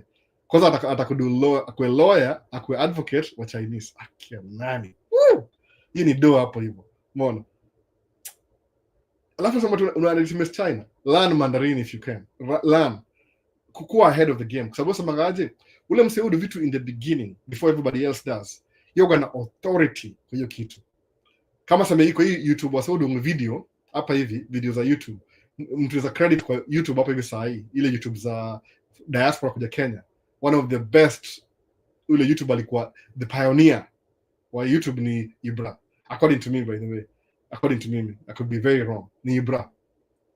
Sawa, number 1. Kwa podcast ni Andrew Kibe. Hata kama alikuwa controversial. Alionyesha wase this is how you do it. No. Ibra sema this is how you do YouTube. Wa kwanza. Sawa. So everybody may come after Ibra, tuna model to diaspora, tuna model after Ibra. Kwa nini? He was the first one to actually do it. Mimi, for example, I was thinking about it. I never executed it. Kwa nini? Got driving a truck. Jinimeanza YouTube 2015 nikipost video. And angalia my oldest video kwa Al channel. Nimeanza kitambo. Nile I didn't know how to edit, I didn't know how to do this, I didn't know how to do that. Squeezy, you can have a phone inafanya everything. No. Nimesema mimi niko maybe stuck in my ways. Lazima ni shoot camera 4K, 33 megapixels, the whole complicated process. Ni kama German machine. No. German machine out of a complicated gari. Mercedes Benz. It's an over engineering of a car. No. Toyota, done. Same performance, same everything. No. Other Chinese ni hivyo. Nvidia, the best in the market. Blah, blah, blah, blah, blah, blah. We new cheap security, blah, blah, blah. Nvidia, what? 800 trillion, whatever. Chinese na come now. DeepSeek. Cheap. Pale. inaharibu everything. China iko number one, by the way, si siri, they make everything. No, kama wajui labda ni translation, hizi magucci bags manini ni ile watu wadosi utabuy Gucci. What makes Gucci expensive ni ile they make a limited edition, by the way, kama understand kitu moja. Acha explainie viatu muva, mshahara hizo viatu kivaa muva nga viatu zinaitwa Adidas, sawa? Adidas muva, Adidas by the way, trail juu nini yangu ile daily, besides driving truck ni viatu za job ni different. Mtu mia zinaitwa something trail shoes zangu hizi Adidas muva sahi, kama ukiona video nimevaa za yellow na za blue stripes, hizo ni viatu za 8-year-old shoes, but because I only wear them over the weekend, that's why it may last longer. Niko na pair mbili. So I was trying to buy new Adidas. Exactly what I have. It was like trail something. Trail, let me say, 2017, I think, is like in fashion. Every year, Adidas will make new shoes. So every year, it answer, it make. So what makes Adidas shoes expensive? Ni limited edition. So that's why things cost a lot of money. See, because quality is better than ile ingine. Ni limited edition. So okay, buy Maisha. No, for the books. So if I want to buy shoes, Adidas, so it was doing T-Rex, somebody Adidas Trail version 4. Ati patikani karibu ishi. So maybe I need to change everything. Mona, jumu tembea on my daily basis. Siko kina record kitembea, by the way. Ile video ko record kitembea ile ni kama mutembea. That's what I do over the weekend. And kwa trail, natembea, I get my miles, na maliza hivyo story. So I'll make a limited edition. That's what makes things expensive. City juni expensive kwa quality. So because of mambo ya tariff, what did China do? Kwa ile red bado mwanga hiyo red note kama hiyo red book. Walisema, oh, by the way, zile Magucci, oh, they are made in China. Ile belt, made in China. Even China, they make everything. So kiangalia hivi, you determine how rich a country is, ni gross domestic product. What does China do? It produces everything. So what's their gross domestic product? They don't even want to list it, by the way. That's some ukweli kabisa. Whatever number unapanda ni zile wameallow. They make everything. China is the world manufacturer. So kama uko Kenya na complain, why don't you want to learn the language? Sababu language ndio the inroad, the icebreaker umeingia ndani. Unaona? Kwame anafundisha biology China. Imagine, maybe in English. Angalia how yeye ndio wa kwanza pioneer, for example. Yeye ndio pace setter. By the time wengine mcatch up, asha define everything. So by the time na catch up na Kwame, na for example, atakuwa yeye ndio implementer. Kwa nini? Yeye alianza hizo vitu. So everything else nitakamko hapa hivi chini yake. Unaona? So unako pioneer, wewe anza hiyo kitu lafu uende mbele. Learn language, kuwa lawyer. Kwa nini? Kwa sababu change is inevitable. Change. Oh, green card itakuwa 250. Guess what? It's inevitable. So but the next president atakama seme, should we take it off or not? Seme, oh, but the government is making money. That makes my job easier. Acha kai tu hapo tusahau. In like increase. That's what happens. It's either compound interest is benefiting you, ama when you unaumia na compound interest. It's two way, one or the other. So kuwa ile ya win, the winning side. See the losing side all the time. Losing side is complex. Every year, approximately, whether you like it or not, sleep or eat or not sleep, inflation you grow at 3.5%, at least in America. Is namba moja. So it's either you gain 3.5% or you lost 3.5%. Acha explain Maisha nini. Kama uko na $10,000 this year, next year una 10,000 minus 3%, itakuwa 9,000 something. The following year itakuwa hata maybe 8,000 something. You may lose 3% of 9,000 something again. So it's either you're benefiting or you're losing from it. Angalia the winning side, alafu focus on hiyo story kila siku. Sababu there's no one ukiniza kama 8 years ago, I didn't really care about investment. So you need above my pay grade. Then we understand more how money works and how interest and everything. Nimegundua 20 years from now, the rich person in the world atakuwa sijui 70 billion, 300 billion, atakuwa trillionaire. Hata kikaa chini, even if Elon Musk, for example, does nothing from now on, 10 years from now, atakuwa trillionaire. Imagine, think about it. Even if, like, alikaa tu chini akasema okay, well, I'm not gonna do anything anymore, ndakaa tu chini cheka tu chini, I just sleep and live. 10 years anakuwa trillionaire just like that. Unaona kwa nini? It's moving towards that. So kama hii ni train, nakwambia tu kweli kabisa, happy to the train, unataka kwenda na hiyo train, usiwache nyuma juu if you're not benefiting kwa hiyo richness or whatever, what do you lose when you implement on make everybody else money directly or indirectly? So I don't even know what to tell you. For message kidogo. So kuna maswali kadhaa gapi? 1 2 3 tuliona hapa karibu kumaliza. Sawa. Bado kuna mingi akiandani. Sawa, tuende kwa Q&A sasa strictly. Kwa YouTube, what do you think of China? Ndio hiyo a creative journey. God, I wish ni lete mabro zangu wote. Focus on hiyo story baadhi ya kuna matata. Nimewajazia 130 but nilisikia hizo would take years, 10 years even by the way. Hata the reason why bro ako very slow, bro wangu mdogo, is because my mom na my dad walimjazia kama mtoi wao. Ajai come.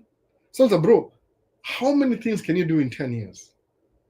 So mwanangojea ile after you never know, it might not even come through sababu au kunisha kwa waiting list. Ili kama a lazy approach of doing it. Hakuna matata, do what I did. No. Kama just nakwambia, do what I did.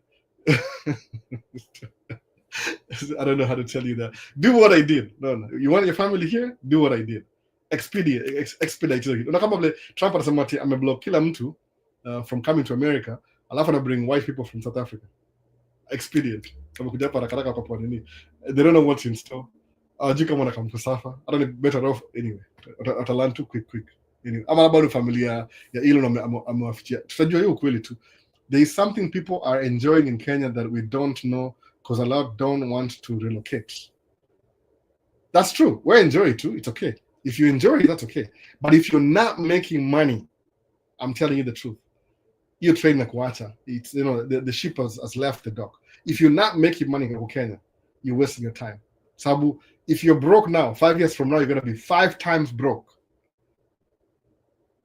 Do nothing. Just technically, whatever money you think you have right now, 5 years from now, 5 times broke. See, 5 times maybe because 3.5%. Do come on the same rate. It doesn't matter. We're quite comfortable. Say alafu uone. Nimesema nini? The only person you can trust take care of the older you is the younger you. Hakuna mtu mwingine. Kama sema mimi Buda na madhangu sema ati tuliza watu wengi wakamsaidia kwa wazee. I don't even participate in kusaidia maparo. More saidia whenever I can, if an opportunity. But mostly nimegundua my primary objective is my kids. That's it, my wife. My kids, the first priority. Now, patia, let them be kids. Sababu kama msanii shipaka 8-year-old, you'll be kids for 19 years. Even illegally, 18 years. So what's 18 years kwa 80 years? Become 20% of their life, they'll be kids. So let them be kids. Let me pay for them to be kids. At the same time, hopefully, niwafundishe how to navigate life kama watu hii. Mama, ifo nitingika leo ni aje. So hiyo ndio dini yangu. I have nothing else. My objective is to make sure my kids stay kids. Well, let them be as much as kids as possible. Kama watu ile kutu, let them be kids. As children, kids. Mpaka afike 19. Then they become adults. If possible, the things I didn't know, na make sure umeanza hiyo story vizuri kabisa.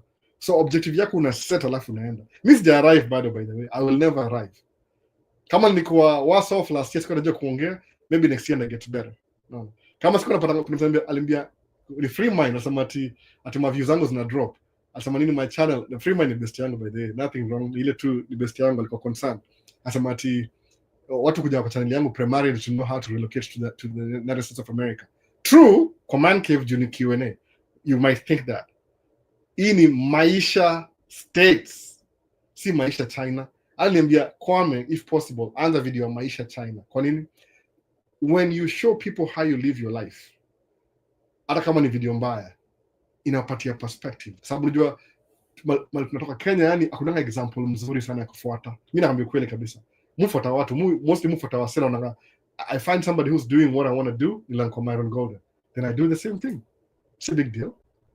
Kama kwa investment, mtu wangu ule atakuwa Warren Buffett. Kwa nini? He's one of the best investors in the world. Did he do it the right way or the wrong way? I don't care. As long as he and your credibility, hata kama I don't even like him as a person. Na like ile ideology yake, I'll follow it through. No. It's just investment. Do you hold and I hold and I hold and I buy and I buy and I buy and I hold? Ni kama ni unfair. Yani acheza game na in easy mode ya investment. Ajai work all of his life. He'll buy 2 shares. Whatever he did in the beginning, I don't know. But Ali hop into the train the right way. Other Elon Musk. Hate him or like him, it doesn't matter. He's making it work somewhat. No, anajua something. He's doing something that you're not doing.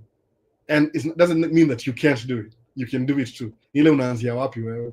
No. Na ukimweka kama yeye ndio target, chances are utamsurpass. No. He won't be the rich. Acha nipike jina leo. Nani yuko hapa hivi? Liz Ndungu atakuwa richer than Elon Musk, for example. Akianza tu saa hii. Kwa nini? Because ukimweka yeye ndio target, underdogs are beat champions all the time. Kwa nini? Unapata champion amekuwa wary, amechoka. Umeona? Tuendelee Q&A. So something to you. Kama una enjoy life Kenya, I hope you're making money. Ulifanya nini? Hakuna matata. Nitafute nitumie private message nakwambia.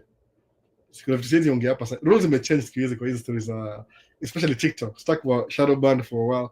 No. Nitapigia nikwambia, tuma tu message nakwambia. Ama nipigie simu. Namba yangu ndio Maliko. Iko YouTube. Sawa. So Jonte amerudi pia this week. Hello locked in. Kuna Abdullahi ni Awal wa Somali wamedominate Minneapolis bana. Nasemaje? True not true? Yeah, it's true. Kwa nini juu ile time kulikuwa na war Somali, most states hizi ziko chaota hapa Midwest manini. Unajua wazee Abdullahi Awal sisi kama kwa Minneapolis already ni hivi, kuna states zilisema we will take the refugees in. No. Kuna watu wanastandi comment. Tia wale so au na emotions. Misi, I don't really get these stories za politics excuses by the way. Mgosa samati I'm better off nikikuwa na ile America first. Na uwezi exist kwa sababu everything in America is in China yote tengeneza. What do you mean by American first? It's a false ideology. Juu history ya Minneapolis, but the population of Minneapolis. The reason why Minneapolis imegrow sana, ama Minnesota as a state, juu inaanzia kwa Minneapolis, the Twin Cities, ni ile wali accept ma immigrants wakuja hapa hivi. By the way, they accepted immigrants. Watu wa Bosnia, watu wa Laos during ile Korean War, ama ni First World War, Vietnam, wakawala wakuja hapa wote. Wakala watu wa Russia, sijui ni gani ya Bosnia kuja hapa, wa Somalia kuja hapa. Kwa nini? When you bring people in a city perspective, hiyo ndio asset. The more people you bring, the more money the city makes. Achani mambo ya racism, but tutachukua 49 South Africans or United States, alafu ta succeed. Hiyo ni propaganda ya kuficha ile they're giving rich people tax breaks. Hiyo ndio, it's a system. Okay, the more Minnesota population ni nini? The last time I checked like 5.8 million people. Wasikia story, kuna state flying to Minnesota. Nimesema exactly the way you're supposed to pronounce it. Minnesota. Juni, ini Native American land, by the way. Minnesota ni Native America. So, population is 5.8 million people. How many people do you have in Kenya? I'm pretty sure Nairobi peke yake has more people than Minnesota State. Now, in terms of wealth, I don't know, everybody look up. How many times richer is Minnesota than Kenya as a country, for example? Arasiji, mtu za look up aniambie. I don't want to be distracted. But iko slightly more richer than Kenya as a country. Kenya iko na watu, which is resources. Sawa. But haina do. Kwa nini? Juu ya ile colonial enterprise. Naweza sema hivyo. Kuna watu wamekita business zao, waliset up vitu wakaenda ile the cheating game. Alafu they don't want to change the status quo. But wase wa Kenya suppose wakuwe middle class today. Na hiyo population ya Africa. That's why semanga development here, the future is coming back to Africa. Kwa nini? They have more people, now they're not doing anything. Sabu empower citizens, what do? Unawapatia housing. Just having housing. Kama hapa America, watu weupo kuna nyumba sana. Ni kama nini? Nyumba hao walinunua hapa hivi kitambo. The house, somebody bought a house for $3,000, 1934. Right now, it's worth $800,000. So then, how many times 3,000 may grow to 800,000 in 70 years? Hii system ya finances hii. Naelewa sasa. So ukibring wase kutoka abroad, wakuja hapa waanze maisha, they get apartment buildings, they get this. The government makes more money by including citizens in their country. Kama understand hivyo, hata Middle East ukibring wase workers wakuja hapa hivyo, ina build economy, sababu human beings wako very resourceable. Lazima ukule, lazima ulale, lazima utumie mafuta. So who are you going to sell the oil to kama kuna oil na uwezi uza? Doesn't matter, ni watu. Umeona, international trade, kila kitu na hivyo, the things that the other country doesn't have, wewe uko nayo, mna trade in, mnauziana. So human resource ndio bring wealth for country. So kama country kuna human resource na hawana do, ini fault ya gava exploit watu vizuri in a nice way, by the way, meaning upatie life flani ile itawainua, ndio they'll pay more taxes, they'll pay. So by saying unapata mtu anakuwa tax Kenya na ni mnyonge, ana do na kuna initiative juu, because people are too afraid to change the status quo. Unaona, hata ni move on, itakuwa too deep political. So Somalia kuja hapa juu walikuwa allowed kuja hapa hivi na wana thrive. Mambo vipi? Huyu ni Matches Kumunda. Uko na majenzi wa Kenya wanamroast rais wetu hatari. Wa Tanzania wako moto vibaya mno. Hiyo ndo East Africa big news. Sana by the way, hata jana kwa concert ya BN ni record da. Labda ndashare siji. Wasala kana wika Ruto must go. What just happened? Out of context. No.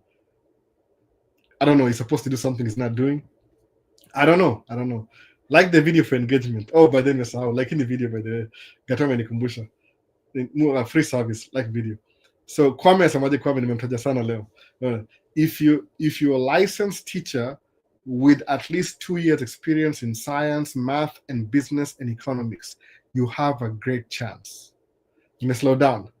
Kwame anaishi China. Sawa, Beijing, I think so, Beijing. Anafundisha biology. I quote, anasema hivi, if you are a licensed teacher with at least 2 years experience in science, math, business, and economics, you have a great chance to make it in China. Msikilizaji, Kwame ni pioneer na amesema yeye mwenyewe. Kwa nini? Ako on the ground China, najua hiyo story. Muulize atakwambia. I wish I could make a video. Najua hiyo hali kwa kila mtu. Mimi nina background ya videography na photography, so maybe itakuwa easier kwa nini itakuwa hard kwa mtu mwingine. But that's what I'm saying. No. Alafu hapa nani? Traka mami, hello Maisha Stace. Huyu ni wife bazee, sijui ana watch kitu kutoka wapi. Na hoja nasema nini? So kumbe watch secretly. Okay, I didn't even know that. Anyway, Michael check Albo. Msupa leo akorada yetu mbaya. Ameshajitambulisha ako ndani ya nyumba. Namuona hapa hivi, namuona ako out shopping, by the way. Ako nje, hata kako hao. Naona Trakamami has mastered the Swahili language. I don't think so. Atakwambia tu if I'm still live ile, is he still, he's been going for 2 hours. Anatafuta ile points za kuniingilia baadaye. So trending 254. Hello everyone. Gata samanini hapa sema hello Trakamami. Amekuja sikujua. Ilikuwa kitambo though. Sasa ni saa ngapi sasa hii? Sasa ni kama 3. That's like 45 minutes ago. Trump apparently shift towards oligarchy capitalism. Tech fragilism through his explicit favoritism towards specific billionaires signals a transition from neutral state capitalism. Trending 254 meandika vitu noma sana. Trump promotes oligarchy capitalism. Same thing, okay. So same thing. Ni political circus. Politics ni kama theater. By the way, if you want to get something going, unaongea actually ita divide wasendi wasi focus on the thing you want to do. The thing you actually want to do ni kupatia rich people a tax break. Ina make sense kweli? It makes sense. Si rich people, ni rich person a tax break. Kwa sababu yeye mwenyewe as an individual ajui kurun business, amekuwa na bankruptcy enough, amekuwa na nini enough, so financially ako in trouble. But I understand kukuwa na doni kitu poa, ni ile ajui kuitumia. Imusema ile incompetence. So kama yeye ni president, hajakuwa president kuja kusaidia watu wale maskini umekido, hapana, hiyo ni uongo. Amekuwa president specifically asaidie pesa ile aliharibu ya familia yake. Juu asipotengeneza pesa sahihi kama president, he doesn't have any other chance. Yani yeye the only way kuwa na do ni kuwa president. So atadanganya wasee aonge zile vitu zile zitarali wasee wa do whatever they want to do just to make sure that achieve objective yake exactly the way he wants to. Na kuna 4 years to go, 3 years to go at least from now. So itakuwa selfishness paka atoke.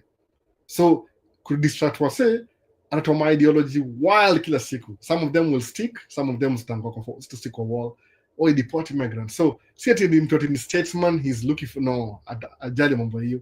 He wants to make money for his family. Period. Which means ni purely selfish. See selflessness. But misunderstanding, that's almost mangaje. I usually have a problem na mambo ya religion. Singly religion by the way. Nasema tu ile kweli kabisa juu sasa kwani albo ni aje? Mwa na problem na religion. Sababu religion mara mingi nakwambia hivi. Kama Waafrika mnaambiwanga hivi. Unajua nini?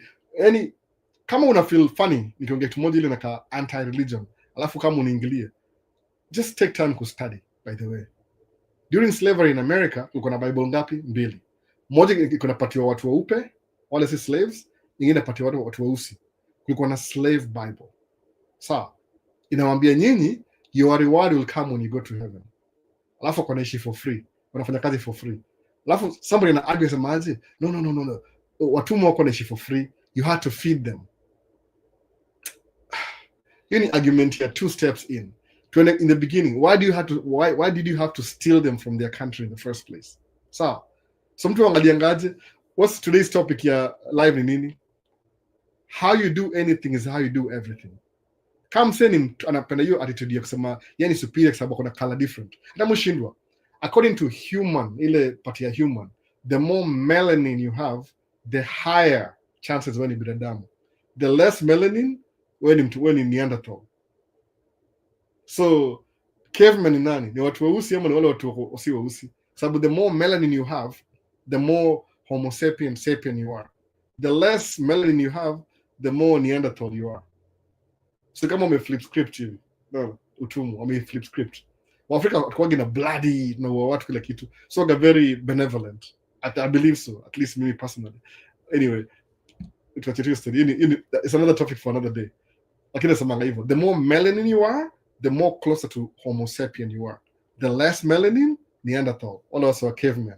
And look up your story. Itakwambia hizo vitu zote kabisa. Sababu, why? Anyway, tuendelee tu. Doesn't make any sense. Vini. Nimeanza kitu kweli, ama nimesahau. Tuko ndani. Sisi ndio audience like-minded people. Tuko hapa hadi tamani. Maisha states siku zote. Gato ya kuko states by now, Gato. Umekuwa hapa 2 years. Kama unawataka Maisha states tuna video na wewe hapa hivi Minneapolis, Gato. Unaona? Kwa Kenya 5 years from now itakuwa mbaya sana. Nafaa kwa hapa hivi by now. No matter what. Hata Vini. Hello Albo, nice to see you. Unaona? Vini na tapping in hapa haraka. Nomad 254 asema nini? Hello Albo, hope you're good. Checking in from Kuwait. I sent you the address by the way. Ndayangalia. Sijangalia WhatsApp the whole week. Oh my goodness. Job. I have a routine. Nikiingia job, focus na job too. Sijangalia the whole week, sijangalia WhatsApp. At any WhatsApp, by the way. Any, kwa phone mbili at least. Nobody has this number, by the way. Hii number ni ya business. Na namba mbili za simu watu kunazo. Hii namba nyingine, nobody has this number. Ni ya business kabisa. Nime divide different things. But sijangalia WhatsApp the whole week. Hata Messenger, nimekuwa busy sana. So, ndaangalia, I'll look at the address. So, hello, Numa 254. I'm working kuingia Kuwait. See, to link, please. Hello, Noma 254. I'm working kuingia Kuwait. See, to link. So, trending 254 na Noma 254. You share the last name, 254. So, the Noma 254, trending 254 is working towards kuja Kuwait. So, mlink, because you guys are from the same family, like your last name is 254 on social media, link mwongee how to come to Kuwait. So sawa, ini shameless shout out. So 3 knees low. Niaje also kuna hizo kampuni ziko agriculture based. Nimonge the whole word. Nasema agric based kama CPI, Corporation Producers Incorporated, who advertise jobs. Can they hire outside us ama ni just for citizens wako hapo. Kama ina advertise Kenya na unaona Kenya, they can hire from outside, lakini itakuwa process, it will cost you some money. Musa manga hivi, the first thing kuja hapa States, number one, at least from today, maybe in the past, sijui tomorrow, sijui kesho itakuwaje. Number one ni kuwin green card hapa. Number two ni kuoa mtu ule kuna green card citizen. Number three ni kuja kama student. Everything else na fall under hapa. Kuna ile exception ile as an kama uko sponsored na kampuni iko between marriage na green card. Ile itongaje HB3 ama HB5 ile unakuja kama employment based. Waindi wengi from India hawana green card, by the way. They don't have green card India. Hata wako participate iko exempt. But most of them wao hapa US wanakam kama unapata managing director kama wa Google ni Muhindi, ana hire Waindi wote. So they usually kwa sababu nini? Wamesomea ile software engineering. Whatever the market wants, Waindi are very specific. Whatever the market wants, how you provide. That's it. It's creative, no creative. India is becoming a superpower, by the way. Whatever the market demands, how we provide. Very simple. So kama ni mkubwa wao mmoja ni mdosi mahali, ana bring Waindi wake wote. You can tell. Kama our businessmen yao hapa America ni motels. Motels ni kama hoteli, alafu ni gas station, alafu ni hizi ma supermarket. Au dominate. Kama ile mtaa yetu pale inaisha Long Lake Malimu Park Track, wamenunua the whole property. Ukidrive hivi if you're driving west on the right side from parking yetu back or lights, they bought every property in your area. Alafu guess what my employees are? Waindi wote tena. Hakuna mzungu. Wote ni Waindi. So I'll bring Waindi wao ile akianza business yake ya kitu ana bring workers from India analeta hapa. So they become very loyal. Kiangalia gas stations au hire only Indians. Alafu they don't change anything. Au no existing businesses, by the way, Waindi. Whatever the market needs, they give it. Wakenya sio gana shida. Kama sasa hiyo mambo ya BM jana ilikuwa the caboose. The caboose ni very small place, by the way. Hata mtu amecomplain already, amepostia video amesema ati the time it took to get everybody in. Unajua you could bring BN kwa the caboose, that was big business kwa hiyo caboose. Normally kwa na crowd kama hiyo, I would say so, by the way. Sababu naweza calculator. Angalia hivi, event ya jana ilikuwa hivi. That's why you guys should be musicians kama BN. So, ticket ilikuwa cost $30 2 months ago kinwa online. Hiyo ni discount. But maybe tuseme average ticket ni $50. So, average ticket $50. Jana caboose, mimi niko ndani, niko already ndani. Mimi sikulipa, niingia huko for free kama crew. Tulipo ile VIP. Sisi ni watu na do job. Yani I'm working. Ningelipia bado, by the way, but I'm working. So niingia mapema. So caboose ilikuwa na watu 900 jana. At least wale waliingia ndani ya building. Kuna wale walikuwa wakaa nje. So tuseme ni 1000 people. Between 6 ndio ilifunguliwa mpaka midnight. So average price ilikuwa 50. Uko na hiyo establishment. So 50 times 900. Ni nini hiyo? 45,000 in 6 hours. Wewe niambie. Unaona? Na hiyo ni show moja. So I don't know how much watapatia BN, maybe atapewa maybe 20, I don't know. Sababu ni promoter na hiyo story. 45,000. Lakini hiyo venue yenyewe ilikuwa too tight. Jukani mimi ningeprefer angeenda Sida, ile Sida Malimu na Sida. Juu Sida capacity yake ni more. Ama ungechukua maybe wako sure na crowd, but uzuri ni ile waliuza ticket online. When you sell your tickets online, already you know who's coming. Sababu online ilikuwa sold out 800 tickets, sold out. 900 I think sold out. So ukiingia pale hivyo jana, kuingia ndani ilikuwa shida kabisa. Wali underestimate hiyo story. Hata mimi kusema kweli sikujua kama how big BN is. Najua yuko big kwa world. Lakini ili bring watu zdai na wakienda out. No. I'm gonna try to show kwa camera. I mean, who cares anyway? Who cares? Skills sijalingi. If you're having fun, you're having fun. It doesn't matter. Ili bring wase. So they made approximately, ile tu hesabu yangu, I could be wrong, maybe 50,000 for 6 hours. Oh. Na hiyo mimi tu my approximations is like 70. So whatever money you make, you can drive truck 2 weeks while you make in one night. Second, fanaka. You know, we should buy our own venue. Imutikiwa by this kizi. Kusema the caboose. Solve problems. Sawa, solve problems. Juu leo kuna event ingine the caboose. So mwenyewe owner jana alone labda lilipost juu ni I don't even know, waliuza of course drinks za restaurant yako more expensive than uko nje. Suppose kama beer ni $1 for example, kwa club ni $5. Unaona, na $5 ni ile kitu wamenunua. Kama wamenunua $1, maybe retail ni half a dollar, so they made $4.05. Kuna restaurant huko hivyo, wasema walikuwa hivi full kabisa. Mu record concert ijaje ilikuwa crazy. I'm kidding. Ukiangalia BN, sijapost the video, I'm so sorry, sijapost. Napost videos za BN Facebook itakuwa na shida by the way, YouTube itakuwa na copyright anyway. Mtaona hiyo video, nataka kuipost kidogo at least mwenyewe. Ilikuwa imejaa hivi mpaka yani BN akiingia hivi kwa concert hivi akonasikia poa, sold out, auoni mtu yani. Unaona nilikuwa huko early around kwa hiyo place, ni wide hivi, iko kama triangle hivi, iko kama cross hivi, stage iko katikati, ikimejaa na tu vichwa peke yake. Alafu kiingia stage hivi, masimu ziko juu na mrecord akia nani sema mimi yani kwa kama niko na float kwa hewa, how ilikuwa crowded mbaya. But hiyo ni space by the way. Alafu next artist anakam July ni Davido ni Mu-American anyway. So anyway, besides that tuendelee. So hizo kazi za agricultural kama wana advertise Kenya, zifuate by the way, zifuate. Nimekuwa distracted kidogo. Zifuate uone kama uza apply. Usijiulize ati do they follow your rabbit hole. Utaipata. Hiyo kama if you're seeing it in Kenya, that means they are hiring. Ni ile usigive up njeni useme I was just trying to see what happens. Watu wengi wana hivyo, wana try tuona kama itaifika to the end of it. Umeona? So Nomad 254, big up trending, welcome to Kuwait, let's link up. Sasa umesikia? Shameless plug. Hao watu ni family moja waitwa 254 wote.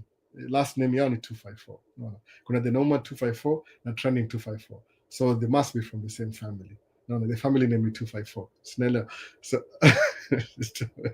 Nomad, your handle either TikTok ama YouTube ni kucheki namba uko. So, kuna DCP kwa nini? Enda umwandikie message TikTok haraka utampata. Link up. Unaona sana link up hapa hivi, shameless plug. So John Daniels 254. Pia John Daniels kwa hiyo family pia. Hiyo family ya 254. Au wote ni family moja. Hiyo ndio sana ni 254. Sasa maaje wadau, inakuaje? Greetings from UK. Albo hugs and tune. Unaona? So John Daniels you do my videos quiz pia. Ana track kwa show UK mali anaishi. Ana msupport pia. Msisahau bana. Na msupport. Basi utakuja UK. Kuna Timo huku UK na kuna John Daniels huku UK. You do almost the same thing would do. Ana showcase places. He'll get more places mkienda kuwatch. Nitampatia more motivation. Enda mumfuate muulize maswali. Naona John Daniels. Tafadhali enda mumfuate. Enda follow videos zake. Alafu mwambie what to do. I want to see this. Fanya hivi, enda Google usemeaje? Wangalie unaishi wapi, alafu angalia useme go and show us this. Mwambo na wase by the way. Lembo ni Duluth. Sijaenda Duluth for a long time juu in-law wangu waishingi Duluth au ishi away from Duluth. So ni ngumu kwenda to place 3 hours. Ni 3 hours drive by the way. Ndaenda. I'm looking forward to this July. Kuna hiyo reggae fest. This year ndaenda. The last 2 years niko na mtoi. So ndaenda. So Joe Daniels, mkumbuke msahau kuwatch Joe Daniels ako YouTube. Yeye pia ni familia 254. Hiyo ndio last name yao. Naona. Tuko fiti John. I'm joking but 254 I'm joking. Tunaelewa. Anyway, trending 254 niko poa nashukuru. Naona. So naona hadi family moja. Nimwambia fasani yao ni 254. Naona. Trending pia. Sasa maji hapa hivi. Alafu how msee ako shule abroad mtupe writing jobs, assignments zisikue pressure. Hii kitu iliisha kidogo after COVID by the way. Kaina exist sijui sababu 2020 I knew people personally who used to do that. Ile unaandikia msee esi Kenya alafu namtumia. But nikama imedie down kidogo. Vitu hizo wana seasons. So kaina inaendelea saa hii sijaisikia sana by the way, meaning ime drop in numbers because the people that I knew who were doing it they don't do it anymore. Iliisha hiyo ya esi. Umeona juu ni cheaper kama ni, what you do ni ile enda kwa Fiverr Fiverr ama ingine itongaje nimesahau hiyo ingine ile unatafuta ma freelance kufanyia job, fanya tu freelance unaona. So Lost Soul Ltd, can you shout out South London? Do you have any family from South London? Lost Soul Ltd. No, I don't, unfortunately. Maybe I do. Maybe I don't think so. Maybe I do, maybe I don't know. South London. So shout out to South London. Anybody from South London, shout out. Shameless plug. So ya mwisho nini, closing the chat.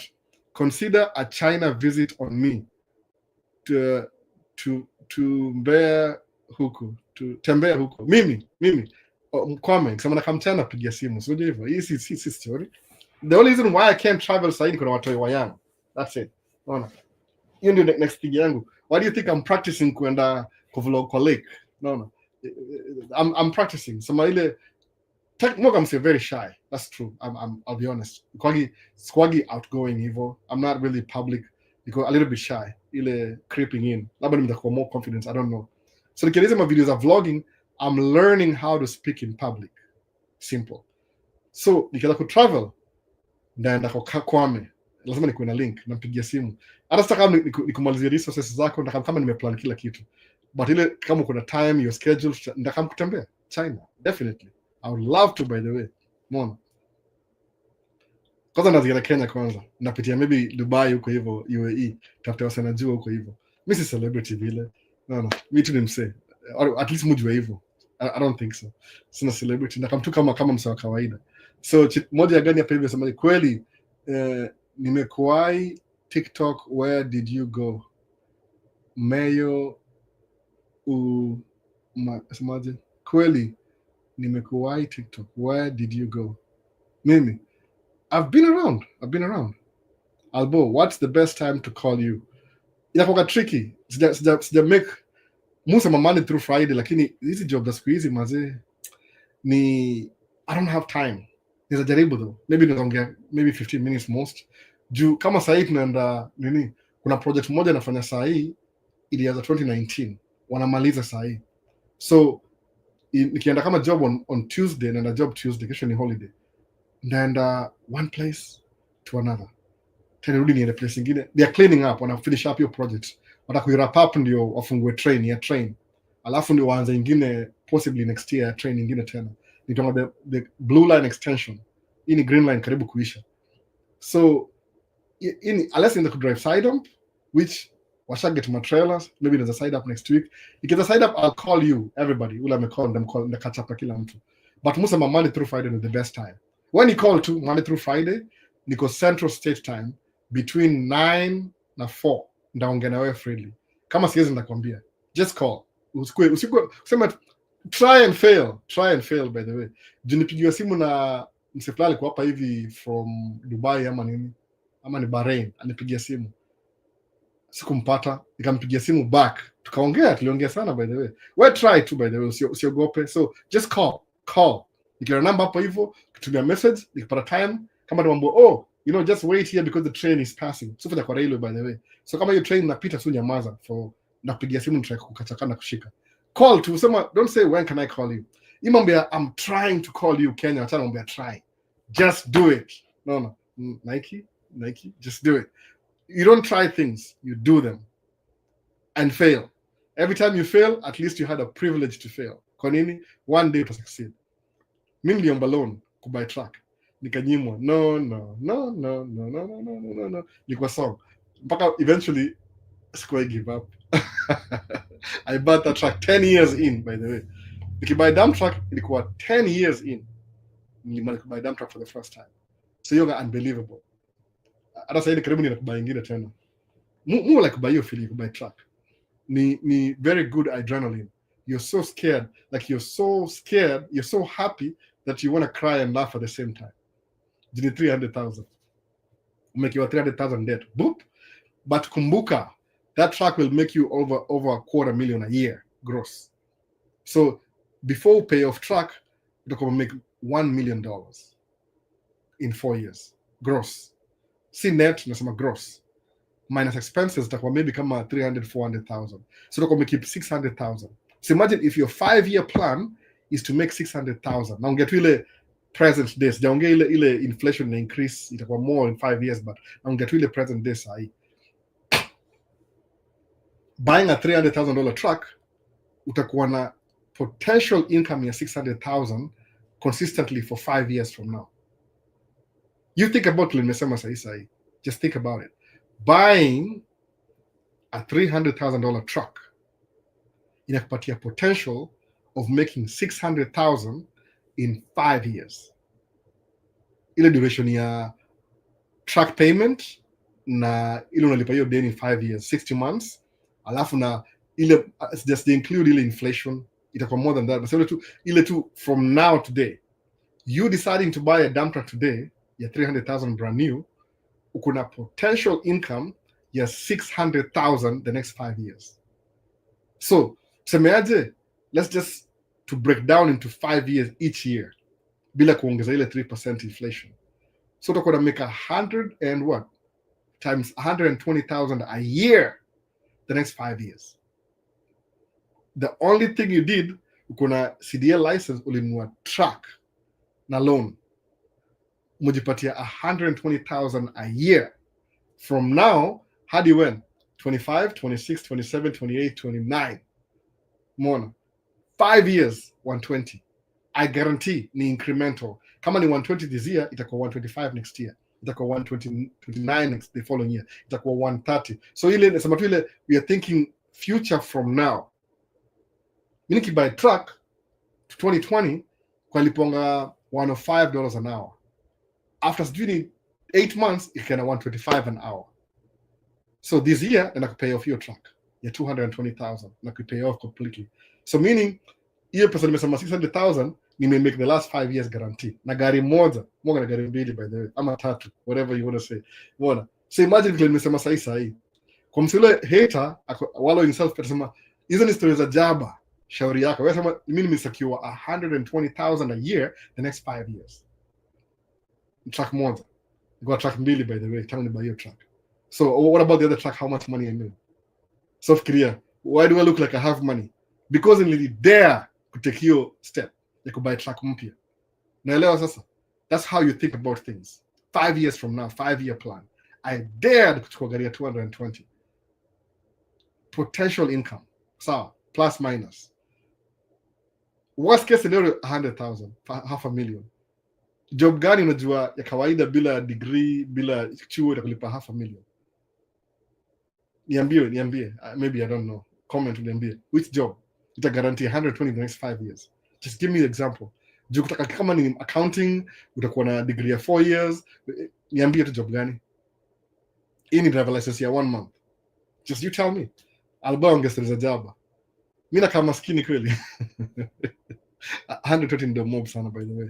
Sijui ni how much Kenya shillings, but ndio mob sana. Hata mimi kwangu ndio mob bado. Ani msemaje? Akon anasema hivyo. Akon ndio mquote juu ni artist Akon. Unaona? Akon alisema hivi, day trading. Anasema day trading. Unasikia moja kuna day trading. Unasikia hivyo umeambiwa. Dave anasema day trading will make you more money. Hiyo ni number 2 example. Anasema hivyo, tell me. Amesema hiyo 600k in 5 years after buying a new dump truck 300k including living expenses, food and rent etc. No, ile nimetoa expenses za truck. Ile because truck you make kama $250,000 a year, 250,000 a year. Ukikimbia you're driving your truck, say umeenda holiday Kenya for 6 months, umeenda holiday Kenya 3 months peke yake, ukarudi hapa 9 months uko job kila siku, uta make at least $500,000, 200,000, 250,000 a year. So 250,000 a year nimesema ni kama 1 point something million. So nimetoa expenses. Sawa. Expenses kama 40%, 30 to 40% hivi. Nimesema 40% tuko na truck payment. Sawa. Toa hiyo. Una guarantee 600,000 the next 5 years. They've also day trading will get you that too. Hiyo number 2. Sikuwa najua hivyo mimi day trading. Nasikia day trading. You pay another thing day trading ndio hiyo pili. So umeguarantee, umeenda 1 month training ya CDL, ukabuy truck yako na deni. It's not money that you're using other people's money to generate income. Maybe you'll need 6 months training, maybe. So for you 1 year training kila kitu, shabata license 1 year after, ubuy truck yako, Paul, ini example ya Paul, guarantee 120,000 the next 5 years. Ile an increment by the way. I'm using an average by the way. It could be more than that. Do you mean ki buy dump truck kuna truck ingine? Tangu ni buy dump truck, I've been running 2 trucks efficiently. Bila kustop. Ups and downs. No. Ina guarantee. Ini after expenses 600,000. Ikiongeza expenses ndani ni 1 point something million. No. So think about it wewe mwenyewe. Na ama day trading. Dave amesema day trading itakupatia the same thing. Hiyo ndio musema, by the way, kama it makes sense. Utai complain, oh sina do, ama doing live kila siku. Lazima ni drive truck, I'm so sorry, lazima ni drive truck, kuna payment, siwezi kudu video kila siku, video zangu zitachelewa. YouTube itakuwa priority sana, itakuwa kama something I do once a week. Ile wife akicomplain kila siku, the reason why ameingia hapa kwa chat ni ile ameona she wants to know how long nimekaa hapa hivi, ndio niingilie baadaye, you spend 3 hours on okay whatever. No that's what I'm trying to say. No utakuwa better off, but how do you make you transition? You risk, you utatikio risk, utaanzia mahali alafu uende forward. Je, ukifail je, si unauza tu truck alafu uendelee. Best yangu alibuy truck and 3 months after mimi ameuza. Actually everybody mujua ule alibuy truck na mimi 2020, most of them ameuza ma truck. Guess how much money they made ukiziuza? Almost maybe 80% of the money walibuy na because truck yangu ilikuwa 220,000, market value sahi tuongeza inflation 180 hivi, good deal napata 200,000. But because truck leo truck yangu sahi 4-year-old ndameka 180,000 cash, but I don't want to sell it because I've been nipatianga income kila siku. I'd rather buy another one. Muona sasa. Swali lingine hapa nani? Closing chat. Watoto wadogo ni no longer an excuse. Youngest ako 2-year-old. No, hata my wife is stay-at-home mom because of that. We are losing income. Youngest ako 2-year-old. So hiyo cost ya kulipa anyways lipa mtu enough money kuchunga mtoto wa 2-year-old. No. Someday, ni kweli. You know that. If you have kids, you know that. The younger your kids, the more go trapped in a way. The older they are, unakuwa free. I thought I was free until I'm pregnant. Oh boy. Sasa niko na kasi kwa gari yangu tena. What if you employ someone else to drive? Profits ni. So ukiemploy somebody 600,000, kata half of it. Itakuwa labda nini, itakuwa you'll make 300,000, but somebody else is not going to run the business as you. In the difference. So you can end up making 200,000 after you shut down business. Just before you put a driver in a truck, simple. If you're going to have drivers in a truck, answer when you drive, you understand the ins and outs. Alafu hire a driver. Hire a driver, it increase headaches, more money, more problems, because now you're babysitting adults, management, human beings. So guess what? Utakuwa more stressed managing than even driving. If you're going to hire drivers, on the safe side, there's some 3 trucks, have 5 trucks minimum. Kauna dereva. 1 truck unajidanganya, you'll kill the business. Sababu you need to get paid, the driver needs to get paid, the truck needs to get paid, utalose though. 1 truck you can't do it. The best example is 4 to 5 trucks. Kauna madereva. Only 5 drivers. You better know what you're doing. The 4 or 5 drivers. Do babysitting adults? Ooh, Miss Lady, askidanganya. What can you stick to insurance too? No. Ile tu you sell once and you make money forever. Lakini ukirana na nini na dereva mmoja, you'll pull your hair out of your head. No. But they don't care. They don't care. Angalia pesa yao. No. Atakaribia gari yani ulipaswaje tire? Iko. It's a brand new tire. I'm telling you, you have to be in the field to do it. Kwanza. Musema drive first. Kama you're training yourself how to manage people. Alafu una 5 trucks ndio una walk away unaanza kwa management more. Sababu if you go 2 or 3 trucks, you're still growing the business. Your business does not grow when other people work for you. It grows when you umeanza wewe mwenyewe. Until fika level fulani ile you can hire somebody else, pay them well enough to run the business. You need 10 trucks. Sawa, ama 15 trucks. But the first 5 ni wewe 100%. Usisahau hivyo. Utajipata uko nje kabisa. CDL classes are how long? Ni sacrifice. 1 month. 1 month imetosha. 1 month too. Actually, the Amtrak ni class B. Class B is recorded in 2 weeks. Jini kama ile license ya. My wife alipata license yake ya school bus because we had a baby. She wanted to work.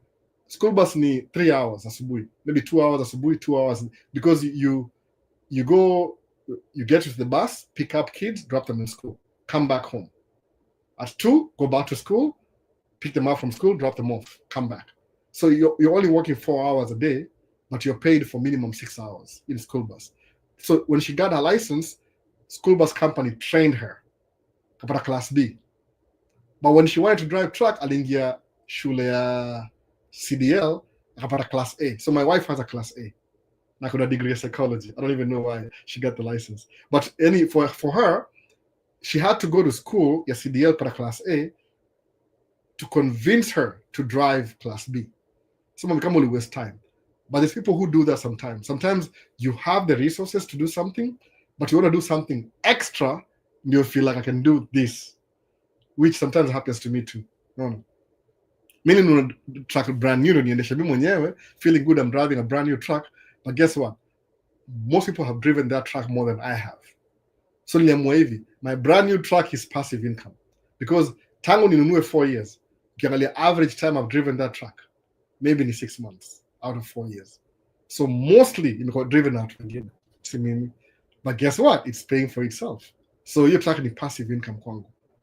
100% passive. This year I'm driving it because I'm trying to be so careful. Need pay off kwanza. Then I can sell it or I don't know, buy a new one. No. Truck mpya ni poa, especially Volvo. Volvo is a good truck. Kama mislead wewe, you'll do well with the Volvo. Ana dereva upigania Volvo, au pigania Volvo wote by the way. Easy to drive, gari ndogo. It's like driving a Volvo car. Truck iko exactly the equipment, kila kitu arrangement is like you're driving a car. Ile wiper iko hapa, cruise control iko hapa, steering wheel iko hapa, kuna ile everything's just iko ile itongaje, multi-function steering wheel. Iko na airbag. Man, ni gari ndogo. Volvo truck ni gari ndogo. Ni kama you driving a Volvo. Same thing. No, they're number one in safety, or they used to. I don't know. Not anymore. But I would inspire to your safety to a Volvo. So my truck has airbags. Volvo is one airbag. Freightliner, no other truck has airbags except Volvo. Maybe European standards. America, Freightliner, no airbags. Volvo and airbags, juu, chini, kila mahali. No, safety.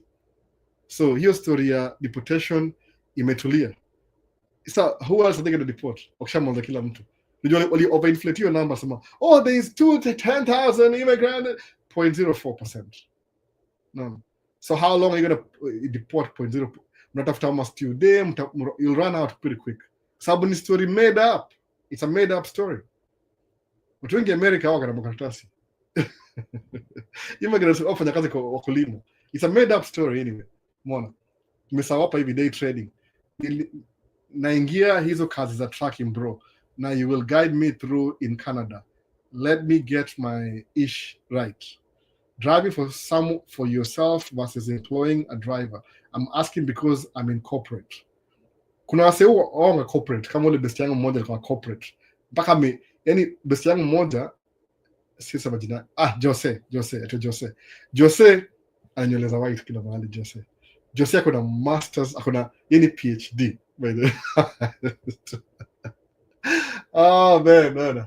Yani PhD. Jose ameingia tracking this year. PhD. Amekuwa corporate the last 25 years. So, but amesema I don't know what happens in corporate jobs zingine, sijui. Corporate kuna cap ya salary. You can make 6 figures. Ile maybe 150, 250. Kati hapo, umeona. Kwenda juu, I don't know what you have to do. I don't even know. You know what to do. Kuna watu labda you'll have to be friends with your boss or whatever. I don't know how something to make more than that corporate. Kuna cap. You're working for an organization, you can structure, this is how much we pay our employees. The highest, remember na labor laws, I understand that. Kama mimi dereva wangu, there's amount of money I can pay them and I can't go over that. Period. Mona. Sababu ile, whatever money I make I have to pay them this in your business, it makes sense. So I'm not motivated kuongeza dereva salary kama mimi nilipa to the same. There's no motivation. There's nothing they do extra than kama akikana mimi longer, maybe nizampatia incentive ile bonus because amekaa kama dereva kodai sahi amekaa 3 years, nizampatia bonus. Some favor juu amekaa kuna ile amekuwa na tenure, amekaa na sisi for a long time, but ile there's nothing different they do. No ile mpaka ina initiate niongeze mshahara hakuna. Same thing unless maybe nikipay off track nizamuongeza mshahara ndio ile pia benefit because now ile tu because amekuwa hapa for a long time, gari iko paid off na muongeza $5 extra. Actually I'll do that na muongeza. But the one who was driving the Volvo alikuwa mjinga sana hata ameluzio pay because if I get a new driver I'll pay them less kama one experience, but if they experience na alipa more. Nikipay off track na ongeza mshahara. Kwa nini? Because longevity na make sense, but akudanga initiative ya kuongeza mtu mshahara if they're just doing the same thing you hired them for. Sawa, but in business ni different. Suppose una track moja, ukibaya pili double profit yako, ukibaya zingine mbili kwenda 4 triple quadruple profit yako, ukibaya zingine 10 10x. Umeona hivyo? Hakuna limit. But corporate will make money ndio, but utakuwa stuck hapo. Na kwa kama uko na business, by the way, kama sako corporate huyu keep KLP ama kama sijui kama ni keep KNP or something, kama uko corporate already sahi, angalia how much money do you make kwa salary yako. Sawa, it's a good thing. So anza ku transition, sema nataka niingie tracking, kama nimebaya track yangu ya kwanza at least. So when you leave corporate, anza ku save your down payment 300,000, then you 20% down, you need about 80,000. Save 80,000, kuja uweke down nunua track yako. Then ukiwacha corporate uingie kwa tracking, usi lose anything in terms of income, equal continuation, smooth transition. That's what I would do. So mimi niko driving a track side dump already, kubuy dump kwa track yangu ya pili. So track ya tatu nikaka jina ya wife, si jina yangu. Ni ile tu tunamtoi kwa hao, so she's a stay-at-home mom. So now we're trying to figure out how can she make money while she's home. Hiyo ndio nyingine ya pili. Sababu ni kama business imestall. Mwanzo buy matrack zingine mpya, kwa nini? Business imestall. We have a kid. So this kid has cost us a lot of money. It's true, by the way. I'm not kidding. In terms of business, having kids ni liability. In terms of business. In terms of social life, ni asset. But having a kid is a liability. So ile care ile. Because mama yake ni, she can make a lot of money by herself. But amewacha na hiyo story, ni akaenda mtoi for 2 years. Maybe another 2 more years, maybe. Stay at home mom. So mwambia, find something that makes you money. So ni by track na jina yake ndio aanze kubuild business yake pia, so we can grow. Because tumestall tangu last year, tumestall, by the way. I didn't even know that. Tumestall hii business hii ya dere, whatever money we give the driver ingekuwa by track ingine kama wife anakona drive, because I pay all the bills anyway. But since kama ni couple, husband and wife, naweza waambia ukweli kabisa, ingieni track nyinyi wote wawili. Kama mko stress already, ingia track nyinyi wote wawili, alafu mjipatie goal. Sema goal ni 5 years. These trucks will buy them at 300,000, na guarantee after 5 years you will sell it at 250,000. You need truck, si gari, ni truck. Truck your whole value yake juu. The person you're selling that truck to, guess what? They'll make money immediately after 1 month. It's like you're buying an existing business. Kubuy truck, ikoange ni kama unaanzia zero. Ukibuy truck inaendelea, is like you're buying an existing business. Sababu ile infrastructure is already laid down. No. Ukibuy truck leo, after 1 month, whatever money I make, you'll make the same amount of money. If you know what you're doing, that is. So need a transition period. But siambi si ya kila mtu.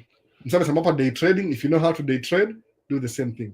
Ingia umake do. Juni muhimu kumake do. Kwa nini? You need to make more than you need, so that who can you trust take care of the old you? The young you is going to take care of the old you. So you need to make more money. If you're going to be trading your time for money when you're young, make sure you're making more than you need. Kwa nini? Ndio the extra we save for the old you, so that now you're trading your time for money.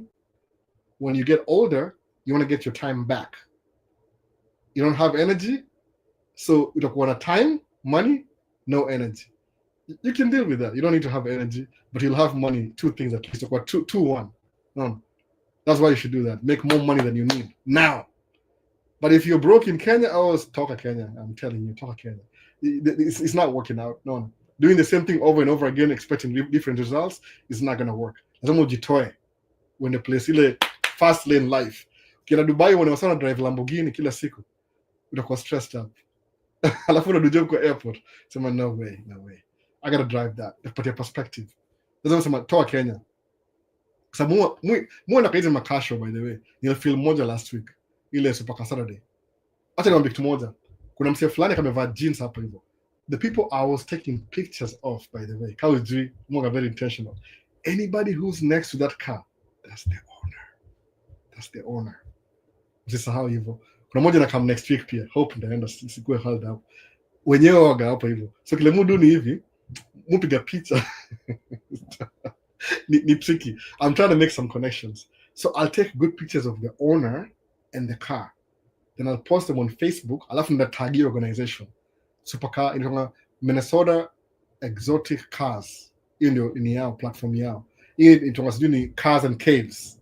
Kuna Cars and Caves, Supercar Saturday, ingine itongaje, Cars and Caves, Coffee and Octane, au ita majina fulani hivi. Kuna ile Minnesota Rally, different organization clubs za rich people with their rich cars. Sawa, kama ukiangalia picha zangu zilikuwa private, zilikuwa public. Sahi the car that was being revved, vroom vroom, ya brown, the owner, the black guy, that's a Kenyan guy by the way, is the owner. Maybe he's Kenyan, I don't know, I think he's Kenyan. Ile kiona ile gari inaitwa Hellcat, zile mbili zilikuwa zinatoka hivi. Kuna hiyo moja ile Demon, ile Hellcat, hiyo ni Mkenya. He owns that car. So muulize, what do you do for a living to afford this car? Ile the school of hard knocks, muulize swali, atakwambia I was doing drop shipping 3 years ago. No, I think it's the same guy with the Lamborghini. Ndamuongelesha next time. Nataka muongelesha sahi, I know I'll see him again. Ni club, so you make connections. Okay, I'm saying if somebody's driving a car worth 400,000, which is average house here, Golden Valley, how does that make you feel? Good? He's driving your house every day. So which house does he live in? How yake labda ni 3-4 times your house. So what makes them different than you? Si anakula, si analala, si anaenda kwa bathroom, si anapiga shower kila siku. What's the difference? You can do it too. No. Ask him how he did it and you do it the same thing too. Ndio hivyo. Tuko up to date na maswali. So 2 hours 30 minutes. Oh, sorry, amesemaje hapo? Amesema hiyo story ya deportation. Oh, imetulia, nimemaliza. So Miss Lydia asema nini? What's the name of the model ya Volvo? It was VHD. Miss Lydia, I have another YouTube channel naitwa Alhal Inc. Incorporated. Hiyo ndio future name yangu ya kampuni. Alhal Incorporated. Itakuwa incorporated soon, my company. So enda angalia video ile, hata iko kwa Maisha States. Taking delivery of a Volvo VHD. Iko hapa hivyo. Utaona hiyo video. Ito Volvo VH. Volvo Heavy Duty VHD. Ndio hiyo. Hata when I bought the truck, no, kwa dealership ili record kila kitu. It was right there. So ndio uangalie, ito Volvo VHD red. Ndio hapa hivyo. What now? It's a video phone device. No, I'm almost done. One comment to go. Done video more. Go away. Just a little bit. No. Just like No. a millisecond. I'll charge you $100 an hour. Give me the money first. Look here. Give me the money first. Give it to you. Why? Here. Why? There's the money. No, I need the money. Here you go. I'll charge you to appear in my video. There's the money. I have one more comment. Okay. Yeah. What do you need? You. For what? Just you. You need me? Mm-hmm. It's gonna cost you a lot of money. Oh, it already has. So ndio hivyo, it's a Volvo VHD. Angalia video, nakutumia video kwa kuona hiyo link. Ziko. Make video the last 2 years. I think niko na how many videos YouTube? Hata sijui. 600? Sijui hata count. Naangalia. Hii live ya leo ni 75. Hii live ya leo, hii ni 75 times. Number 75 episode. Ile Man Cave ni almost 100. Itakuwa maybe 98 ama 97. So I've been doing videos for a while. Since 2015. But niko slow kidogo. Kuna videos sijai post, by the way. I've never posted them. Maybe hazina mwelekeo. I don't know how to post them. But Volvo VHD Quint Axle. Search hivi, enda kwa Google sasa sema mimi ndio authority, by the way. I'm the authority. Enda kwa YouTube semeaje? Volvo VHD Quint Axle dump truck. Video yangu itapop up kwa YouTube hivi. Mimi ndio authority kwa hiyo channel ya video. Mimi ndio authority, by the way. Angalia utaona ni mimi. I was the first one to post my dump truck, brand new. Nobody else did. Sijui so far, but ni mimi. Volvo VHD Quint Axle. Quint ni ile 1, 2, 3, ile 6 Roman numerals. Quint Axle dump truck. Ndio dump truck yangu itapop up. Ile tukifanya test drive, alafu tukibuy kwa Alhal utaiona hapo hivyo yote. Hata this year, hopefully this year, after buying my FX2, 2 cameras, $7,000, then nataka mpya this year. I love the feeling. You're too scared, you're too anxious, but it's good. It's like you want to laugh and you want to cry at the same time. Because you're so happy and scared. That's what it is when you get your 300,000. You're happy and scared at the same time. Which is a good thing. So ni feeling ingine sijaisikia. You want to cry and laugh at the same time. So hata si pekee, kuna Wakenya wengi by track by the way. Kabest yangu mmoja aitwa Silas, yako na track 4 sahi, 4 tracks. Imagine how much money he makes a year. So ambi piga hesabu 4 tracks. Silas ili film yake track yake first nilifanyia review na ya pili. The third one sikuwahi do review, the fourth one sija do review. Umeona, tumedisconnect kidogo. Albo weka za cabbage bana, Luke Doom Entertainment. Ubaya sina hiyo by the way. Right now kama ni bado, I'm so sorry, sina do, yani sina cash anymore. Nimekuwa so structured. I wish I never. I read this book, it I will teach you how to be rich. Ya yule Remit Sethi. I will teach you how to be rich.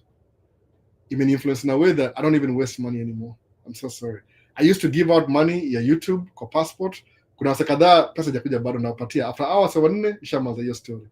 I don't even give money out freely. So niko 47. I should retire by 55. So kuna 7 years to go. Maybe 57. So I have to save money kwa investments the next 10 years. So nimekuwa broke tena.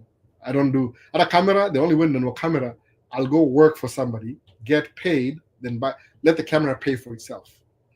So the cabbage bana, I'm so sorry. Hiyo story nishawacha siku hizi.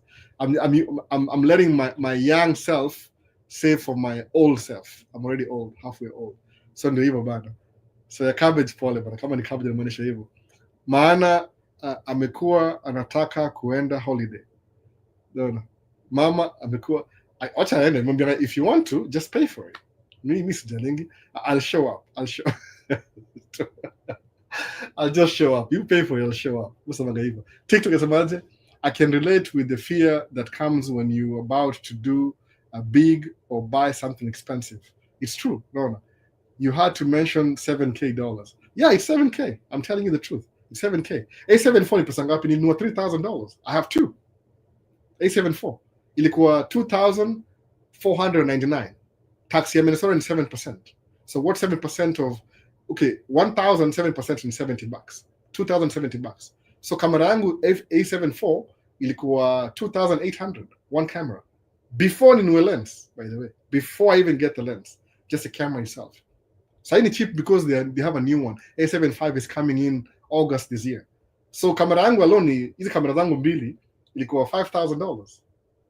PAL 254. Video Familia 254. It's true, I'm not kidding. My cameras are expensive. But how did I buy this camera? I took photos for somebody over the weekend. They paid me. Then the camera paid for itself. I didn't use my hard-earned side hustle. Kama this year nimekuwa booked for one thing this year. At least one. I'm debating, should I do it or not do it? Taona tu. But if I do it, it better be worth it. Stuck waste time anymore. Nilikuwa banned 2 years ago, nilijam sana. I don't want to get banned again. Nafanya mse photography, alafu anakulipa pesa kidogo, alafu ana complain tena, alafu they want the pictures immediately. Because I don't want to do this anymore. It's waste of my time. I'd rather do things for free, kama kurecord BN, akiimba kwa concert. Mona. Sababu, then I get to experience my cameras, how good they are in low light. Sawa. Ile extra experience. So my cameras is $7,000. I'm not kidding, by the way. Last year, nimenunua how much? Nimenunua nini? Nimenunua vitu kadhaa last year. It cost $2,500. How did I pay for that? You have to figure out how you pay for it. Ufanya YouTube pays you money. If you're smart enough, if you can GoPro moja, by the time you build subscribers, your YouTube channel will pay for the camera. That's what you do. You solve problems. So, you had to mention $7,000. It is $7,000. Well, Angalia, how much is an A74? Nimekanazo 3 years now, this camera. They completely paid.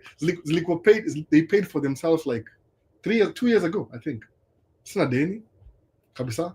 More than photography. Set your photography for maybe a ceremony or something.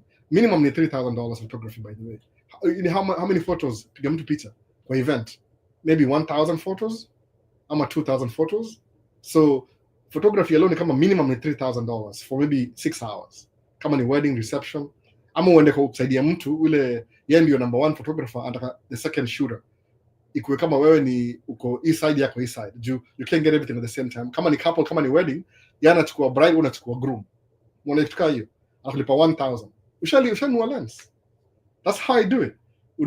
You find a job that pays you to do something.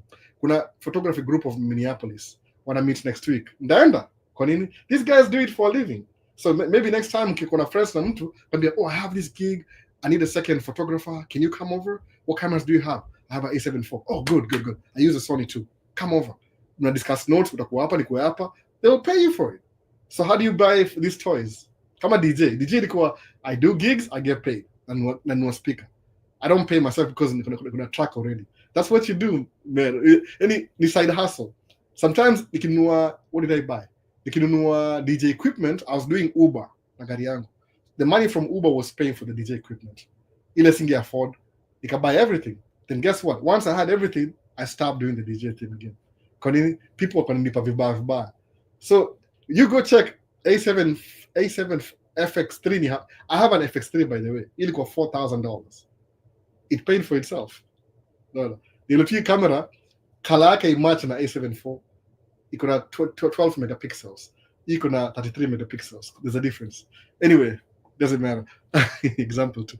So you look so happy talking about photography. Oh, I'm a photographer, by the way. I love it. Oh my goodness, I love it. I love photography. No, I love it. I always love it. Even in my territory, video and photography, I'm always discovering new things. No, I don't get paid enough to do it. Why should I get paid anyway? It's something I do for fun. Mona, that's why. So ndivyo uliacha kudj. Hakuna time. No. Siku hizi angalia, niko na Apple Music. Apple Music will do everything for me. Kuna playlist hapa hivi. So what do I need? Nikienda kwa event, I don't even need to DJ anymore. You could DJ still. Nikilipwa 10,000 daita DJ Shinsky. Sababu yako na jina. Si yako na jina DJ Shinsky. Alikuwa hapa jana, by the way, DJ Shinsky. Yeye ni mtu wa jina. Ama best yangu DJ Big Boy. Iki $10,000, I know who to call. I don't even need to do it myself. Nachukua hiyo pesa ni divide kila mtu, make sure everybody eats. Ndio hivyo bana. Hizi vitu ni haraka. Nilikuwa poa, I grew up nikipenda mambo ya music sana. That's what I'm on. Hizi ma content nisema kama I'm doing photography. I do it for free, by the way. Hizi ma photography kwa club, I do it for free. Why? I'm learning how to shoot in low light. Hiyo ndio muhimu. Which lenses work, which ones don't work. So kwangu ni experiment. Kama jana ule msaka ananijua, ule connect akuwa hapo. Ni show up by 3. Concert inaanza 7. I was there 3 hours before time. So hata kupata ile nini, nitakurecord nini ile itongaje, ile sound check ya BN. That's what I wanted, sound check, ni record. Sababu hakuna crowd huko hivyo, niko na more room. Too late. Nikanyimwa kamba just go out. Kaenda out. Security alinikick out, security. I said, okay, stupid security guy, look at you. You don't even know who you're talking to. But anyway, I'll go out. You know, it's your gig. Later on, akaniona tena. Oh, it's you. And yeah, it's me. Dumbass. Ni mimi tena. Alifukuza, by the way, security. Alifukuza, what are you doing here? Anadujua hapa hivyo kama security guy. Ajua anaongea nani. Anyway, kuna shida. That's smart. Sababu ule the owner, ule mwenye concert akanaongea na mimi later on. Sashinda. Oh, kumbe msala kwa important. He kicked me out. And I just want to see the room, niangalie kamera staduaje kwa giza. When the crew is doing sound check, do video pia. Inakuwa saa easier kujua which lens to use. I bring everything nikienda kwa concert. Sijaijua specific mona. So that's smart. You let your side hustle, passion, hobby pay for the good quality camera. Yeah, you do that all the time. Mona. So kina BN watatour other cities, ama show ilikuwa wanatour ako niongea na ule one of the drama niambia they are touring ni kama world tour. Watakuwa States in the summer, alafu wataenda Australia, Germany. They're touring like it's a world tour, by the way. I don't know which city they're going next, sikuwa na information yao, but they're touring. Ni tour kabisa. No. Ni Minnesota. Si Minnesota. Minnesota. It's a Native American. Kama alikuwa anafanya Medicine Lake, I know why it's called Medicine Lake, niliyopatia. Because the Native Americans believe that the waters of the Medicine Lake ilikuwa cure. So Medicine Lake inamaanisha ni translation directly from the original name to the actual name sahi. Sasa tumaliza live, everything up to date. Any swali, comments, anything ya mwisho? Ako kesho Seattle. Exactly. Enda huko bana, usikose. Enda msee. Hebu angalia video yangu ya hii nimepost kama itakubaliwa, sijui kama bado iko on TikTok. Nimeweka video TikTok ya BN. Sijui itakubali. Tunione. kama watakubali niweke hiyo video ina get traction. Angalia video iko kwa TikTok ya BN. Naona. So Miss Lydia, this is what you expect. Angalia tu akiperform. Na hiyo lens ni this lens moja very cheap by the way. Hata nilishangaa. Ilini surprise. I'm buying another one. Ni 135mm. Ikinamchukua exactly where he is. Ina lock in focus kabisa. Angalia hiyo video. Iko nini imeandikwa BN live at the caboose. So please usikose kuona BN Seattle. Enda mumwatch by the way. Hapa alikuwa crowd favorite. Watu kwa wanapiga nduru. Yaani for the first time kama masikio na nini ina block na ndio hivi. Oh, siski. Naona. Miss Lydia, which club in Seattle? Uko na tour date. Sina tour date by the way. Angalia, sijui naweza angalia wapi. BN. Ako Seattle kesho ama leo. Enda mumwatch by the way. He's a good performer. Naweza sema hivyo. Performer. Ako na work crowd. Yaani hata before aingie. Oh my goodness. Woo. Napatia a clip. I'll just give you clips because ndakuwa na nini. I'll give you a clip. No. Maybe Numos downtown. Mwambie, enda huko hivyo. Hakuwa na big venues lakini hey man. Yaani ameanza kuimba ile nini instruments ameanza kuplay before aingie.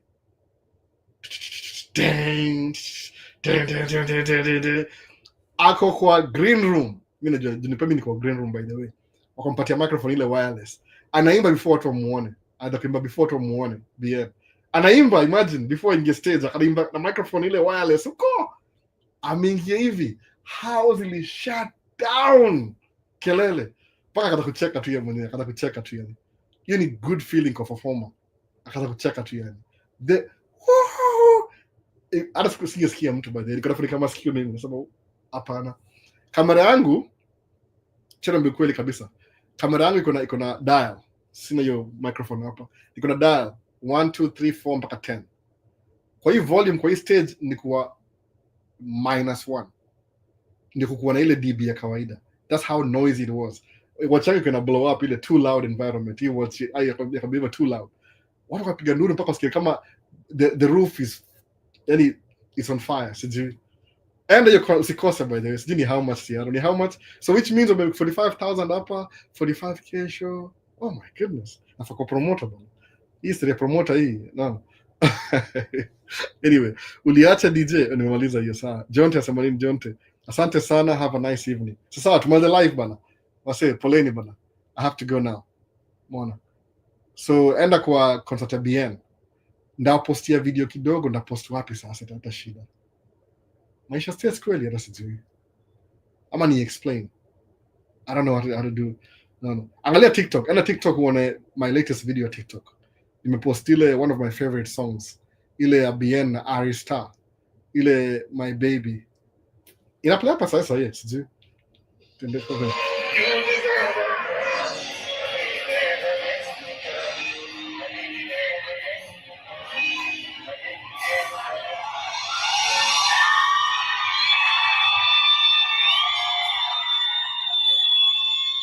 Kelele. Oh my goodness. This guy. 2,800. Oh my goodness. Before Ninwele. Tumaliza live bana. Sasa anything anybody going once going twice? Tumana 2 hours like nimechelewa kidogo but maybe nimekuwa time. Mwangalia time ya Kenya, sitaki watu wachelewe sana. Kesho mna holiday Kenya. Kesho ni Memorial Day. Ndakuwa na travel. Tunaenda kuona kwa nini? Tunaenda kuona napeleka watu wao kuona graveyard ya my wife's dad. Amezikwa ajaenda huko watoto wote. Mimi nishaenda huko by the way. Ile tu kwa visit graveyard. End of story. Like 2 hours drive, 4 hours driving. So a lot of driving tomorrow. So maybe the record minister record sijui. But yoga weird na familia ku record. Hata last chance ku post, ni record ku post. Sasa anything else? Swali uliza. Make to do, naona. Day trading, tracking, whatever makes you money. You want to make money salo kwa yao. Because ukimisi opportunity, if you have energy when you're 60, okay. Utakuwa president wa America pia. Alafu kuna Air Force One upewe jet ya 400 million. Boeing ya Qatar kama bribe. Hii ni bribe by the way. Is it better to build yourself first, goals, business before having kids, or you have kids first? Creative journey. It doesn't matter. Kids will just come. Sababu nini? If you wait to have kids, like my friend, ako 60s, na akona 2-year-old, ana hiyo nguvu juu akona back problems, akona ile macho problems. So according to Mimi, my creative journey, have kids earlier, get it over with. If you're between 20s and 30s, you should be having kids. So any pregnancy after 30 ni geriatric pregnancy, ni problems, by the way, kwa mwanamke in America. Now because hii medicine hapa ni business, they'll make up something to make you pay more money. Naelewa. So preferably have kids when you're young and then get it over with. Just I had kids to get it over with. Me, I'm too late. Sabu, at 47, my kids should have moved out of home. Sahi. Kama niko 20 hivi, which I could, by the way. 20-year-old niko na mtoi, by the way. My oldest daughter niko 20 sahi. Kama angezaliwa, hakuzaliwa, ilikuwa miscarriage. Ama ilikuwa abortion, whatever, one of those. I don't really know. 20, 30, 40. Maybe 27-year-old sahi, by the way, because I was 20 or something. My oldest. So my oldest right now ako ana turn 15. Alafu mwingine ako 10. Alafu 8. Alafu 2. So 14, 10, 8, 2. Your distance here. I thought I was done. But niko kuna watu wengi hasara. But if ukianza si hasara vile. There's something kama nimesema hivyo the fear ya when you're making a big purchase kama a truck, unakuwa happy and sad at the same time. Same thing na watu wengi. You can't do without them. Hata nisemeaje, kuna ile na kubringia peace. No, I like having my kids around. Okay, na mali mo feel the house is too quiet. What happened? Sabaka usemaje, because I know the feeling of not having them in the house, my kids, more enjoy kama wako around, even if they're giving me a hard time, because they give me a reason to live. Stika that makes sense. I don't know. Kama wife yangu semaje, it's good to have a wife than not have a wife. Kwa nini? Because you have somebody to argue with. No, the weird. It's a weird thing like that. No. You fight, you argue, and I could test and I'm test. Part of life. No. So fighting with your significant other is a big deal. It's just part of life. When they're frustrated, when I could let off you, or you, that's life. So have kids as early as possible. My recommendation, you can do whatever you want. Suppose you come at 22, you have your first one. 24, second, 26, 28, if you want to have 4 kids like me, that is. Minimum 2, at least 2. Ndio ile siblings, let your other kid grow with another kid. Ndio ajue hiyo feeling ya kuwa na brother and sister. Hata kama ni 2 brothers. 2 ni minimum. Give them some company. My boys, I wouldn't say they're friends, but they're friends. I can tell from a distance. Ile shule au ngojeana. Mmoja anatoka na ngojea mwingine. But I'll fight all the time. So it's like it's a necessary evil. So minimum 2 kids. So if you have 4 kids, 22, 24, 26, 28, so then unakuwa 30s. In your 30s, by the time you're 40, how old is a 22-year-old? 18. 42, 18. 44, 18. 46, 18. So by 46, by now, kama mimi for example, unkosha move out water. But guess what? My youngest is 2.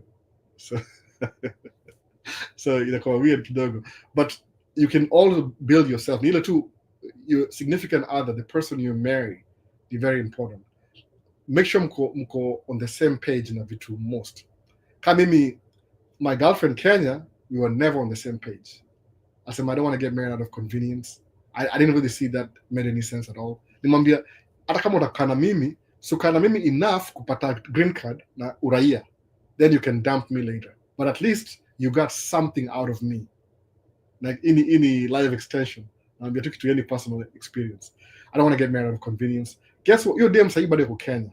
Ajaya leo, paka leo. Terrible mistake. Okay, girlfriend number 2. Number 1 yuko hapa hivi, ajaya leo pia. Number 2 ajaya leo. So I'm winning. I'm so much winning. Number 3 at least I'm olewa, but I'm mtu young. So I'm still winning. No. I'm still winning, by the way. No. I'm doing better. That's the funny thing. I'm really doing better. So number 4 ni wife. Wife me 10 years younger than me. But ile time ya marriage and kids, she was into that. Mambo ya commitment, nimerealize even a wife. If she's not familiar with something, she's very uncomfortable. But over time, ana catch up. So, nambia, listen, mimi, the things that I do in life every single day, they are scary. They are scary AF. Nasema hivyo AF. Si nini, si ni kitu mudu ati ni let me get a camera. Kama sahi, I'm wishing for a lens right now. I'm really wishing for it. But before I buy the lens, ndai rent kwanza. Nifanye job for maybe a weekend. If it's still good after one weekend, then maybe, then ndai promote to the next thing. Ndai buy. So it's a very scary thought. Sababu why am I buying a $400,000 camera? Ndaifanya job kweli? Alafu kama inajilipa yenyewe. Unaona sasa? So the very scary things. So maybe your wife, the things that I do, si vitu kwa comfort zone yangu, it makes me very uncomfortable. But hebu angalia results zake ni nini? What are the results? Very scary things that in make our life easier. It makes sense. I don't get it, but I kind of see where you're going. So to me, I'm very confident kidu vitu. Hata kudu hii live ni very scary, by the way. Very scary. Kama leo nimekuwa paranoid. Kamera iko mbaya, nimeadjust. Hata inakaa off, angalia. Ukiangalia leo, maybe si camera recording.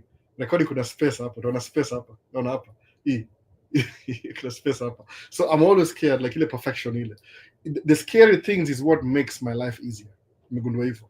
So mtu akishare the same thing. The most scary things makes my life easier. So msema, why not take the challenge? Hata nikifail, I know it's beyond my comfort zone. So even if I fail, I guarantee I'm meant to fail. But what if I succeed? What is the difference? This is so scary that I will fail. 9 times out of 10, I'm going to fail. But what if I succeed? I will succeed 90% of the time. Alafu life yangu quality inakuwa better all the time. So even my personal experience, if leaving your country kuenda Middle East is a scary thing, do it. Just do it. Alafu kishafika pale Middle East, nipigie simu niambie, how scared are you now? Tunaambia ni kama nimeona kama nimeongeza level moja ya nini yangu ya itangaje ile scary conscious, ndivyo nimesahau jina. You've increased na scariness yako. You're so confident now. The thing that you were so scared of, inakuwa now your confidence platform ingine. They do another scary thing, inakuwa confidence ingine. Kasa hivi naambia kanaongea Fanaka Nation, we should buy our own premises ile ya hold my concert. Jieni musician already, akona band already. So what if tufungue club, alafu he plays on the band every weekend, alafu na invite my artist? It could work out. Yeah, labda own your dream. Mimi nishaiona already.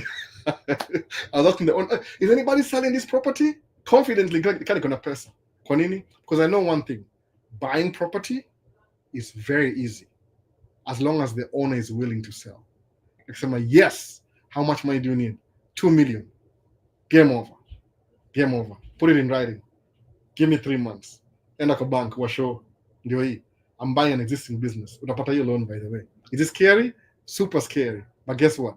That's what's going to make you move to the other level. Naelewa. So I'm thinking give all the time. The most uncomfortable things are the things I do. Konini, if they work, oh man, na increase confidence yangu. No.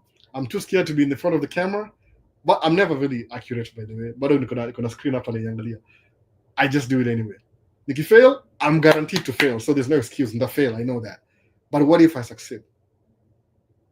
In a flip script. Sasa, umeelewa sasa? Topic ya ilikuwa nini, by the way, haraka ilikuwa how you do anything is how you do everything. So sikia mimi, how do I do anything?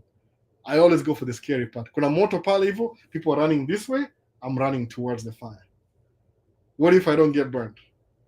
Ndakashapita hiyo bridge nyingine. So how you do anything is how you do everything. Ukikuwa na self-pity, chances are 9 times out of 10, that's how you're going to approach life. But hiyo thought kutoka kwa country yako kwenda country nyingine, unaingia pale, yani you're the only black guy out of every 500 white people. Oh my goodness, ni scary. Ilikuwa concert ya BN, by the way. Concert ya BN ilikuwa Kenya. Ilikuwa Kenya last night. We are all Kenyans last night. Mpaka wangoso kwa Kenya wako na bracelet, by the way. Anyway, tuongea baadaye basi. Tumaza TikTok kwanza. Anything else? Kauna swali, kauna kunicall, tuma tu message. I'll get to you. Usiogope, by the way. No. I'm not that special. I'm just like you. Maybe you're even better than me. Hata si maybe. You are better than me. Ile tu unaogopa juu niko hapa mbele ya kamera. Hii ni facade. No. Wow. Amazing. Like your mindset. You're very inspiring. Creative journey. Please, please, please do the scary things first, then see what happens. 9 times out of 10 to fail, but if you succeed, ume increase level yako ya nitongaje. Nasa hiyo jina kila saa. I'm forgetting the name. Sasa usiogope kupiga simu. Piga simu kwa piga simu. Tumaanze TikTok basi. Ama sema peace. Peace. See you in the next one. And hapa hivi. Alafu tumalize YouTube pia. Sijaacha anybody out. Watu wakalale bana. Mimi naenda holiday kesho. Family activities.